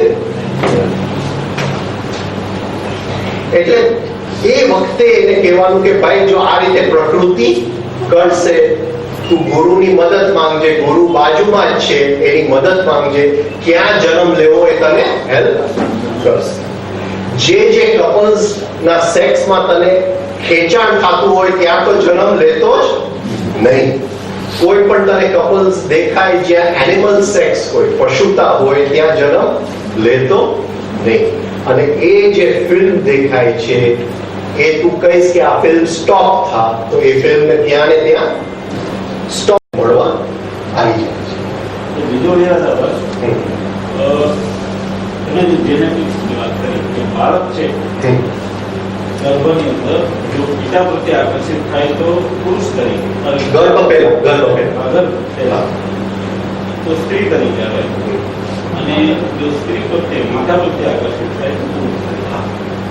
જેનેટિક સાયન્સ એમ કે it depend upon X chromosome by જો XX થાય તો સ્ત્રી થાય અને XY chromosome તો પુરુષ. હવે એ પણ એમાં જે ક્રિએટ મીડિયા છે એનો પર અને વખત તમે જો તો એક સ્ત્રી પુરુષને ઘરે ફક્ત સ્ત્રી જન્મ લે છે, 1, 2, 5, 10. તો what is actually the meaning was okay. એટલે જે આપણે જેની વાત કરીએ છીએ સંસ્કારોની, એ genetics is a very poor echo of sanskar. બરાબર છે? It is only the physical counterpart of sanskar. અચ્છા, બીજું હવે તમે જે એ ઈચ્છા કેમ એને ઉત્પન્ન થાય છે, તો એ ઘણીવાર શું છે કે એ સેક્સ એક્ટ કઈ રીતે ચાલે છે એની ઉપર એ નક્કી થાય છે, કઈ જાતની ઓરા હોય છે એ sex act. It is just a mechanical attraction of repulsion. એ એક પ્રત્યે રિપલ્સ થાય છે અને એક પ્રત્યે અટ્રેક્ટ થાય છે. It is very mechanical. A consciously તો કરતો જ નહીં, અને એ વખતે એનું નક્કી થઈ જાય છે કે એ સ્ત્રી તો જન્મ થશે કે પુરુષ. હજી અહીંયા તો બાળક રહ્યું જ નથી. તમે સમજો, જેનેટિક્સ નો તો હજી સવાલ જ ઉત્પન્ન નથી થયો. પછી જેનેટિક્સ વિલ ફોલો ધેટ. હજી તો અહીંયા હજી તો એ લોકો કન્સેપ્શન કરી રહ્યા છે, તે વખતે આ થઈ ગયું છે. હવે કન્સેપ્શન થઈ ગયું, કારણ કે કેટલા દિવસ તો એ ત્યાં રહે છે ફેલોપિયન ટ્યુબમાં ને પછી, એ તો બધું પછીની વાત છે. પણ આ જે છે એટ ધ પોઈન્ટ ઓફ જ્યારે સ્ત્રી પુરુષ મળી રહ્યા છે ત્યાં, તે વખતે નક્કી થઈ જાય છે. It is attractive. It is much before genetics. Genetics પછી it echoes. એટલે આપણે ગણીએ કે સાયન્સ જેનેટિક્સ ની વાત કરે, પણ શાસ્ત્ર કહે કે genetics would be just an echo of સંસ્કાર. એનું પ્રતિબિંબ છે. જે એ પુરુષ તરીકે આ જન્મે એનું ડેથ પછી નેક્સ્ટ બર્થ છે, હા, જે possible he may become as a woman. હા, it is possible. Why not? એ તે વખતે શું થાય છે? હવે supposing we study our dreams, તો ડ્રીમ્સ ની અંદર આપણે ક્યાં અટ્રેક્ટ થાય છે? મારો પોઈન્ટ પકડાય છે. એ જો આપણને ખ્યાલ આવે તો આપણને ઘણું ખબર પડે. અને બીજું, વી કેન ઓલ્સો જો સરખું થોડું પ્રેક્ટિસ કર્યું તો કોન્શિયસલી પણ આપણે ડિસાઇડ કરી શકીએ છીએ, જો અભ્યાસ કર્યો.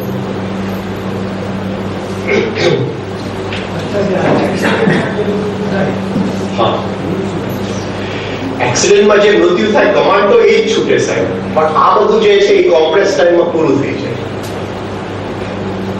એ જે ટાઈમમાં થવાનું હોય એ બધું કોમ્પ્રેસ થઈ જાય, એક ક્ષણમાં બધું પૂરું થઈ જાય. અને I can tell you this much કે એક્ઝેક્ટ મારી સાથે એક્સિડન્ટ નથી થયું, પણ એ બહુ ક્લોઝ એવું એક પણ એટલું મને ખ્યાલ આવે છે કે એક પોઈન્ટ એવો આવે છે કે આપણે રાહ જોતા હોય છે અને એ થઈ જાય છે. એટલે હું એમ માનું છું કે એક્સિડન્ટમાં હવે એની અવેરનેસ કેટલી, હા, એની ઉપર સ્પીડ ઓફ અવેરનેસ કેટલી, તો એ પોઈન્ટે જો આપણે અવેર હોય તો એ બધું કોમ્પ્રેસ ટાઈમમાં થઈ જાય તો એ કંઈ ફરક પડતો નથી. અને જો સૂઈ ગયા હોય તો કંઈ થઈ ન શકે. એક્સિડન્ટમાં યુઝ્યુઅલી બેહોશીમાં જાય. અને એક્સિડન્ટના જે નિયમો છે ને એ પણ ઘણા ઘેરા છે. શું કામ એક્સિડન્ટો થાય છે? અમુક લોકોની અંદર અમુક દ્રવ્યો ઘટે છે એટલે એ લોકોને એક્સિડન્ટ મળવા આવે છે. એટલે પહેલેથી એની અંદર લગભગ 10 માંથી 9 ની અંદર એક્સિડન્ટમાં કોન્શિયસ રહેવાની શક્યતા જ નથી. અને 1% જે માંગે છે એ સામેથી એક્સિડન્ટ માંગે છે. એક્સિડન્ટ એની માટે માંગે છે પોતાનું કોન્શિયસનેસ ક્યાં સુધી પહોંચ્યું છે એ જોવા માટે. પણ અમુક દ્રવ્ય જે લોકોમાં ઘટતા હોય છે એ લોકો એક્સિડન્ટને અટ્રેક્ટ કરતા હોય છે.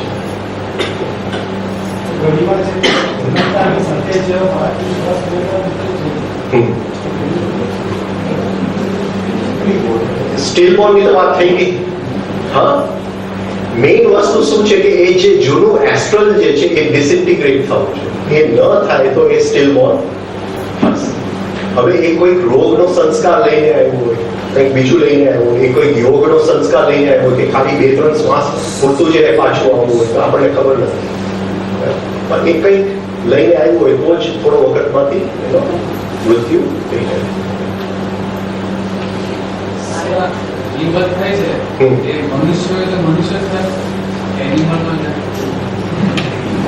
સેલ્ફ કોન્શિયસનેસ મનુષ્યમાં છે. એનિમલમાં રીબર્થ નથી. there is no self consciousness.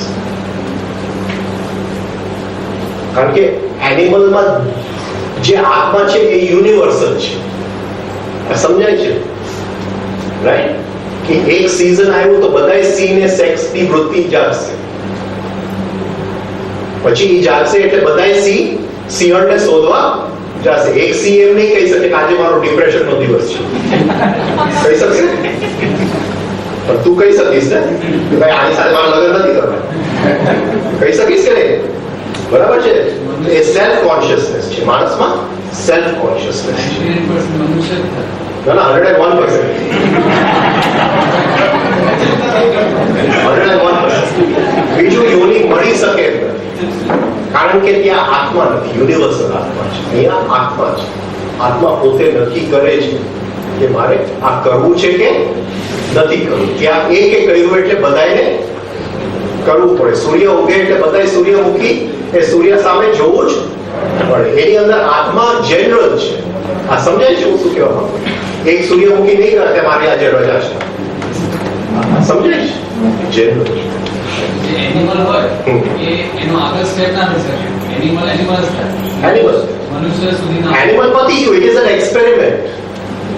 એ પૂરું ત્યાં ઇટ ઇઝ એન એક્સપેરિમેન્ટ. એ સેલ્ફ ઇવોલ્વિંગ કોન્શિયસનેસ નથી એનિમલ. એટલે ત્યાં આગળની કઈ યાત્રાનો સવાલ જ નથી. એ તો એક પ્રયોગ છે.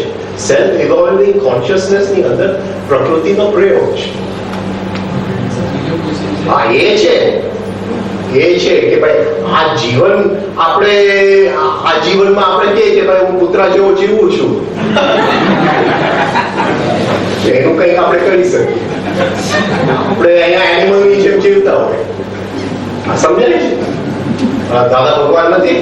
દાદા ભગવાન એને કોઈ પૂછ્યું કે ભાઈ આવતા જન્મમાં કૂતરો કે બિલાડો થઈશ તો કે આ જન્મમાં તું કૂતરા જેવો છે એનું કંઈક કર ને આવતા જન્મમાં. દાદા ભગવાન આવો જવાબ. એટલે હું કહું છું. તો હા, બોલો. કે અમુક રિલીજિયસમાં હિન્દુમાં પણ મેં સાંભળ્યું છે કે એક મૃત્યુ થાય પછી ઇન્સ્ટન્ટ બીજો બર્થ થઈ જાય. Instant in very rare cases. Very rare cases. જ્યાં સેક્સની ઈચ્છા અતિશય ગહેરી હોય એટલે એકદમ યંગ એજમાં મૃત્યુ થયું હોય તો આ જે 55 ડેઝની આપણે વાત કરી એ કોમ્પ્રેસ થઈ એ બહુ જલ્દી નવો જન્મ થઈ. કારણ કે એ જે વખતે મરેલો તે વખતે સેક્સની ઈચ્છા પરાકાષ્ઠા એ રાઈટ, એટલે that pulls them into the next birth very fast. પણ નોર્મલી આપણે 70 વર્ષે મળીએ તો ત્યારે તો સેક્સની ઈચ્છા તો બધું પૂરું થઈ ગયું રાઈટ, એટલે એ 55 દિવસ લાગે. This 55 days is instant.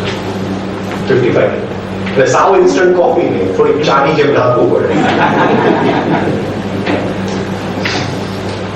બોલો સર. હા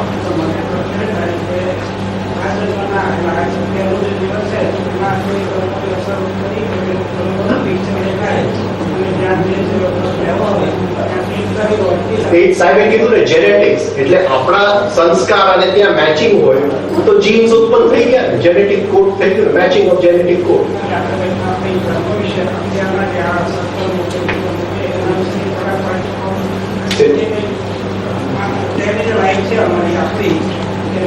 સાહેબ તમે જ્યારે કર્મ શબ્દ વાપરો છો, what do you mean by કર્મ?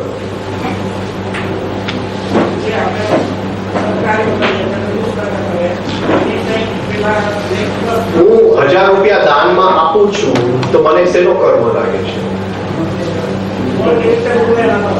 હા, એટલે મારો જો દાનીનો અહંકાર મજબૂત ને 101% બધાનો એ જ થાય છે, હા, તો અહમનો કર્મ લાગી ગયો મને.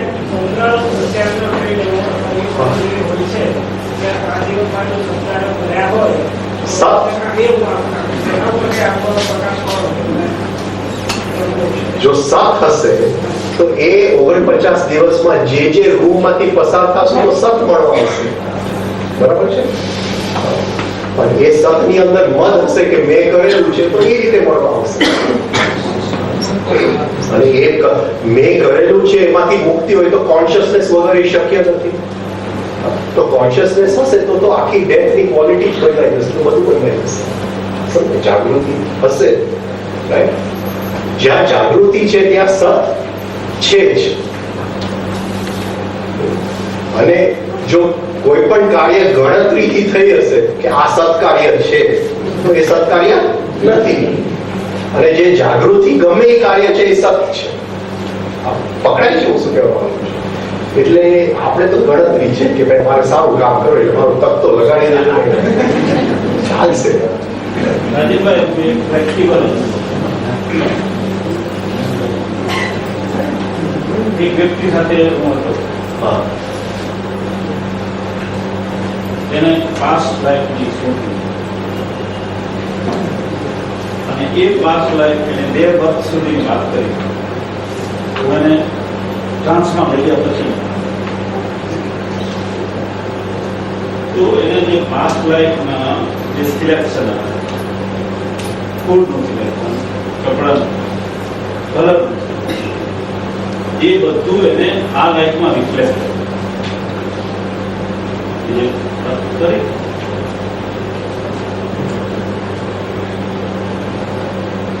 બીજું આપણે જે ટ્રાવેલ્સની વાત કરી તો કોઈ લામા દ્વારા એનું જે સૂક્ષ્મ શરીર હતું એ લામા દ્વારા લઈ જવું, કોઈ પણ એસ્ટ્રલ પ્રોસેસ કરી ફરી જ્યારે એને રિબર્થ થયો તો એ લામાના પહેલામાંથી એસ્કેપ કરી અને એનો રિબર્થ ફરી પછી એ જ મધર સાથે એનો અગેન રિબર્થ 3 વર્ષ ની લાઈફ પછી again revive.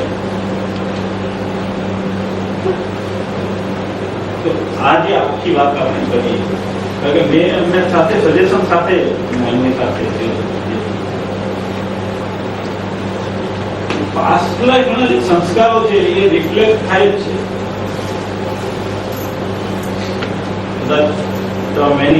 many master many lives. એટલે હું પોતે જે છે ને, I don't see this post hypnotic trance as a very good tool to go into past life. કારણ કે ખાલી કોન્શિયસ માઇન્ડ જ ટ્રાન્સમાં જાય છે. હવે કોન્શિયસ માઇન્ડ જો ટ્રાન્સમાં જાય તો એ વ્યક્તિને કોન્શિયસનેસ નથી કે હવે પટ્ટી શું ચાલી રહ્યું છે. there is no editing in that પટ્ટી. તમે સમજો છો? એ જેમ તેમ જે એને દેખાય છે એ બોલે છે. આપણે ગણીએ કે પાસ્ટ લાઈફ આ લાઈફ, પણ એ શું બોલે છે it is just a conglomeration of his thoughts, કારણ કે એનું કોન્શિયસ માઇન્ડ આપણા કબજામાં આવી ગયું છે. એટલે હું પોતે એ જે Many Lives Many Masters I am not very much for that book. તો હું તમને આનો એક પ્રેક્ટિકલ અગેન કે જે વ્યક્તિ મારી સાથે હતી એ વ્યક્તિ એમને કીધું હું જયપુર છું. હું જ્યારે જયપુર એમને બીજા કોઈ વાહન લઈ ત્યારે એ જયપુરના રેલવે સ્ટેશનમાં લડ્યો અને એ મને કહે છે કે આ રેલવે સ્ટેશન પર હું ઘણી It is possible. It is possible. એ બરાબર છે. What I'm trying to say is trance is not the technique to do this. કારણ કે ટ્રાન્સ જે વ્યક્તિને કોન્શિયસનેસ છે એને ટ્રાન્સની જરૂર નથી. અને જેને કોન્શિયસનેસ નથી તો એનું કોન્શિયસ માઇન્ડ તો સૂઈ ગયું છે. હવે એડિટિંગ કોણ કરશે? એ પટ્ટી જે દેખાય એ તો આડેધડ જ બોલવાનું છે. જ્યાં સુધી એને કોન્શિયસનેસ નથી કે આ કયા લાઈફનું શું છે, બધું it is being tapped on different reels. The audio goes on two one speed, the visual goes on to another speed. આપણે એડિટિંગ લેબોરેટરીમાં જઈને બધું કરવું પડે. અને એ જે ગુરુ જ શિષ્યને શીખવાડી શકે કે પાસ્ટ લાઈફમાં કેમ જવું. આ જેટલું ચાલે છે, હા, જેટલું ચાલે છે પાસ્ટ લાઈફ રિગ્રેશન, એ બધી ખાલી સ્ટ્રેસને દૂર કરવાની ટેકનિકો છે. પછી મેં જે અવેરનેસ સાથે એમને પાસ્ટ લાઈફમાં ઉતારી તો ધ પ્રોબ્લેમ ઇઝ ગોન. એ તમારી વાત હું સમજુ છું. It is possible. હું એમને ઇનકાર નથી કરતો. એ કદાચ એ સ્ટેશન ઉપર ગયો પણ હશે, પણ યુઝ્યુઅલી આ જે ટ્રાન્સની છે it is not the technique to go back in past life. It was what you call past life regression therapy and બધું. હા, એટલે it doesn't make sense. કારણ કે જ્યાં સુધી કોન્શિયસનેસ નથી. જાતિ સ્વરણે તો બધા મહાવીરે પણ કરેલું છે અને ઘણા બધા માસ્ટરોએ એના પર વાત કરી. બુદ્ધે પણ કહ્યું એ જે બોધિ, હા, એટલે એ બરાબર છે જાતિ સ્વર, પણ they were conscious people. આપણે કોઈને હિપ્નોટાઇઝ કરીએ જેમ ડોક્ટર બ્રાયન વિસે કહ્યું તો એ જરા જાણતું નથી. ચોપડી વેચવા માટે સારું છે. જીવન થાય કે એ જ કરી શકે.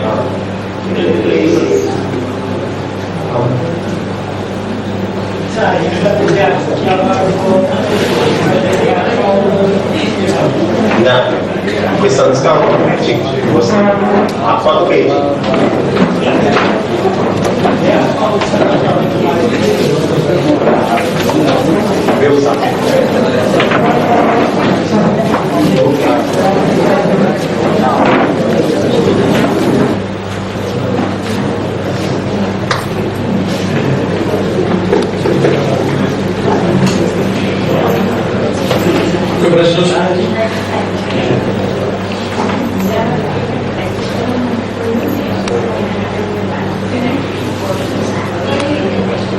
રાતે શક્ય નથી. જો વહેલી સવારે ઉઠી અને કલાક પછી ફરીથી સૂઈ જાય અને એ સંકલ્પથી સૂઈ જાય કે સ્વપ્નમાં હું જાગી જઈશ ઊંઘ આવ્યા પછી, તો ધીમે ધીમે આ શક્ય નથી. પેલા તો જાગવો તો સહી, જાગૃતિની અનુભૂતિ તો લ્યો સ્વપ્ન.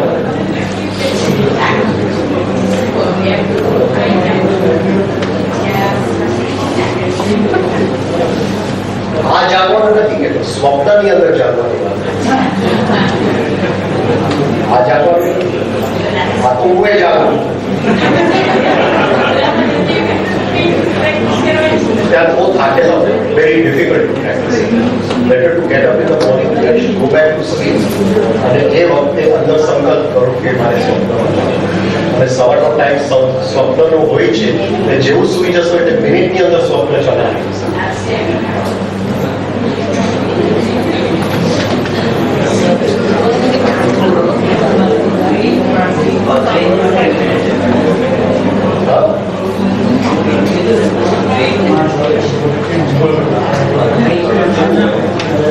પેલા તો દ્વૈત દેખાવું જોઈએ.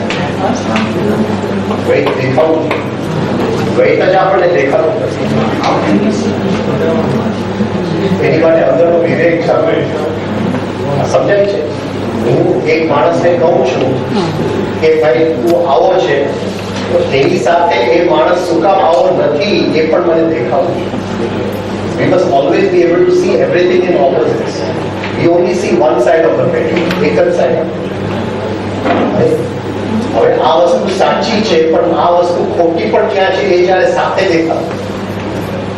હું આને પ્રેમ કરું છું પણ અંદર મારા ચિત્તમાં ક્યાં દ્વેષ પડેલો છે જેની લીધે આ પ્રેમ વ્યક્ત થાય છે એ બેઉ સાથે દેખાય તો વિવેક જાય. પેલી કોમેન્ટમાંથી એવું આવે છે કે પ્રેમમાંથી પ્રેમમાં જશો એટલે કોમેન્ટમાં આવે છે રાધે કૃષ્ણ એ દ્વૈત કોમેન્ટમાંથી આવે છે પણ એ એવી રીતે જવાય એ પ્રોસેસ એટલે જ મેં કીધું આપણે આ જીએસઆરટીમાં આવે રીએસઆરબી કરતા કરતા જો જીવનના ઓપોઝિટ્સ આપણને દેખાય એકી સાથે એના જેવું છે કે શેર બજાર ઉપર છે પણ એને નીચે પણ એક સાથે દેખાય છે એ જ્યારે બેઉ સાથે દેખાય સમજવું કે અંદરનો વિવેક ભૂલી ગયો છે.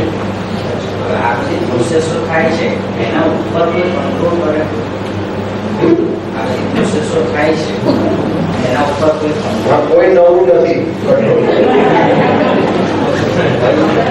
કોઈ નવું નથી. આપણે જે માંગીએ છીએ એ જ પ્રોસેસ થાય છે એના સિવાય કઈ થઈ નથી શકતું. જે કઈ થાય છે આપણા જીવનમાં આપણું માંગેલું જ છે એમાં ઉપરથી કોઈ કંટ્રોલ નથી કરતો.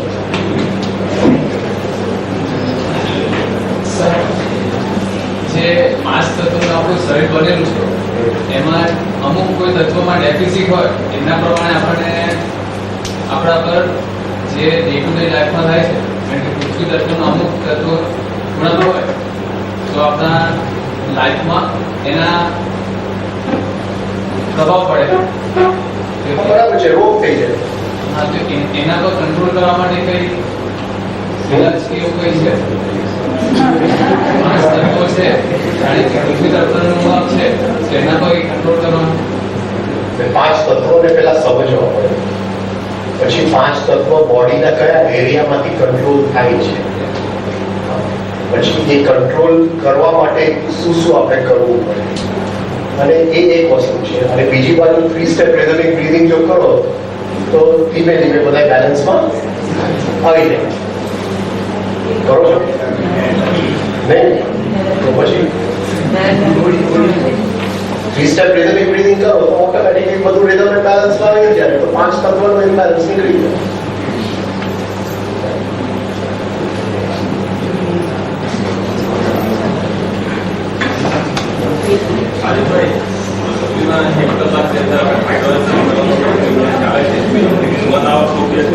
શું કરતો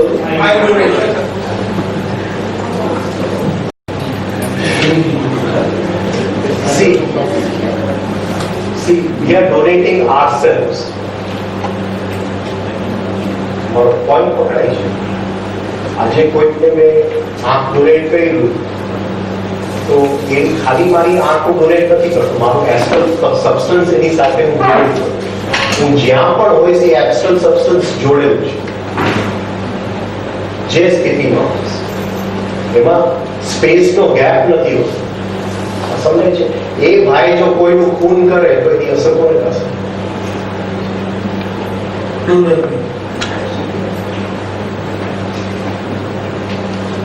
છે? Better not to donate anything.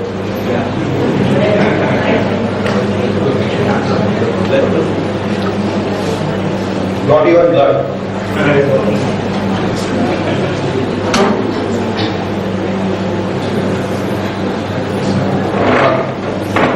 Sir आपने बताया कि जो आदमी एक बार जन्म लेता है उसके बाद में रीबर्थ अप टू मुक्ति है, जिस मुक्ति से स्टॉप एंड पॉइंट. तो मैथमेटिक्स में बहुत होशियार है. तो सर आप ये बता सकते हैं कि जब आदमी जो बर्थ के पीछे का एग्जैक्ट रीजन है या मुक्ति है, जब तक आदमी को मुक्ति नहीं मिलता है जब तक जन्म नहीं जाता है, तो बर्थ के पीछे का एग्जैक्ट रीजन नहीं है.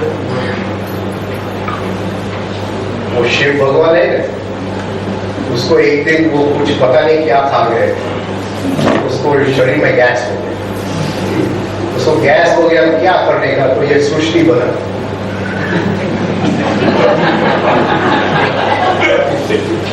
अभी सृष्टि बना दी तो एक नियम साइंस का नियम है कि if there is any structure then that structure must pass through all the experiences available. तो वो बेचारा शिव भगवान वो दुनिया तो बनाई खुद फंस गया। खुद क्यों फंस गया? क्योंकि वो जो स्ट्रक्चर उसने बनाया उसमें सब शक्यता थी, highest vibration to lowest vibration. अभी उसको तो गैस का प्रॉब्लम हुआ इसलिए बनाया, लेकिन बन गया फिर वो फंस गया कि अभी हाईएस्ट वाइब्रेशन में से लोएस्ट वाइब्रेशन, फिर से lowest vibration back to higher, तो वो मुक्त बन जाए। हाँ अभी लेकिन वो लोएस्ट टू हाईएस्ट थोड़ी देर तक प्रकृति साथ में आती है, फिर उसको हाथ से करना पड़ता है, खुद करना पड़ता है। That is the purpose of birth and the purpose of death. हाँ वो जो स्थिति थी गैस का प्रॉब्लम के पहले, उस स्थिति में वापस जाना, इसलिए उसको मुक्ति कहते हैं। ऐसे ही चलता रहता है, ऐसा ही और क्या?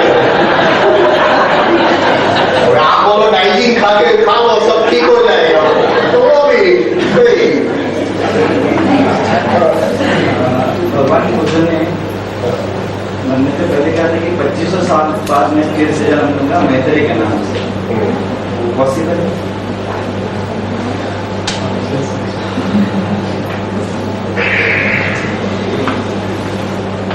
आपको क्या लगता है? मैं नहीं जानता।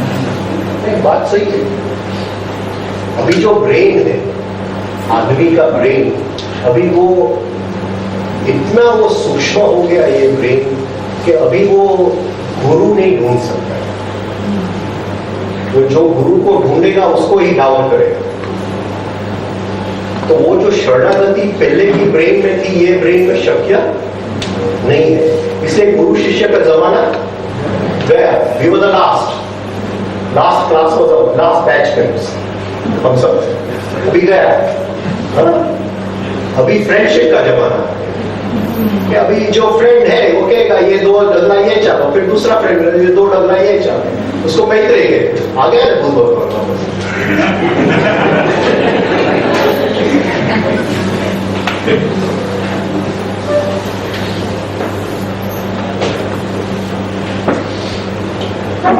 પ્રશ્ન છે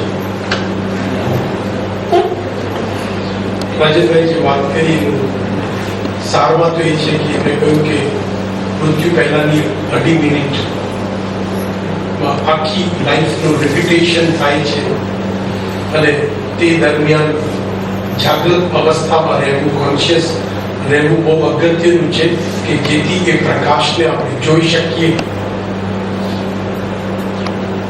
પણ લગભગ એવું બનતું નથી।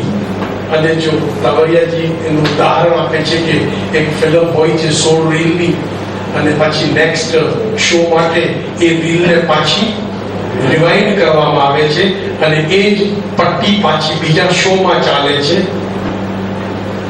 અને એ જ્યારે રિવાઇન્ડ થતી હોય છે તો ત્યારે એમાં કાપકૂપની છૂટ હોય છે, પણ એ મિકેનિકલ પ્રોસેસ થાય છે અને પાછી બીજા શોમાં પણ જે આગલો શોમાં પિક્ચર ચાલતી હતી એ જ આપણે જોઈએ છે અને આપણી પણ સ્થિતિ કંઈક આવી જ છે। એ 2.5 મિનિટ દરમિયાન આપણે જાગૃત નથી હોતા, એટલે ત્યાં કંઈ એડિટ આપણે કરી નથી શકતા અને પછી પાછું આપણી થાળીમાં જે પીરસાય છે જે આગળ હતું એ જ આપણે ફિલ્મ પાછી જોઈએ છે। આમ તો જીવનમાં 2 જ ઘટના બને છે, એક જન્મની અને બીજી મરણની, અને જો જાગી જઈએ તો ત્રીજી ઘટના। બાકી તો બધા પ્રસંગ છે જેની સાથે આપણે બહુ સંગ આપણે તદાત્મ્ય થઈ જઈએ છીએ। એ પ્રસંગો જ આપણે જીવીએ છીએ। મનની સ્પીડ ખૂબ છે અને એ જે કંઈ પિક્ચરો છે, ફાઇલ છે આપણી, તેને આગળ અને પાછળ જોઈ છે એટલે ત્યાં ટાઈમ એ રીતે પ્રસ્થાપિત થાય છે અને આગળ ને પાછળ આ પ્રસંગો જ આપણે જીવીએ છીએ। ઘટના કોઈ ઘટતી નથી, નથી જન્મ સમજી શકતા, નથી મરણ સમજી શકતા અને નથી જાગી શકતા। Thank you.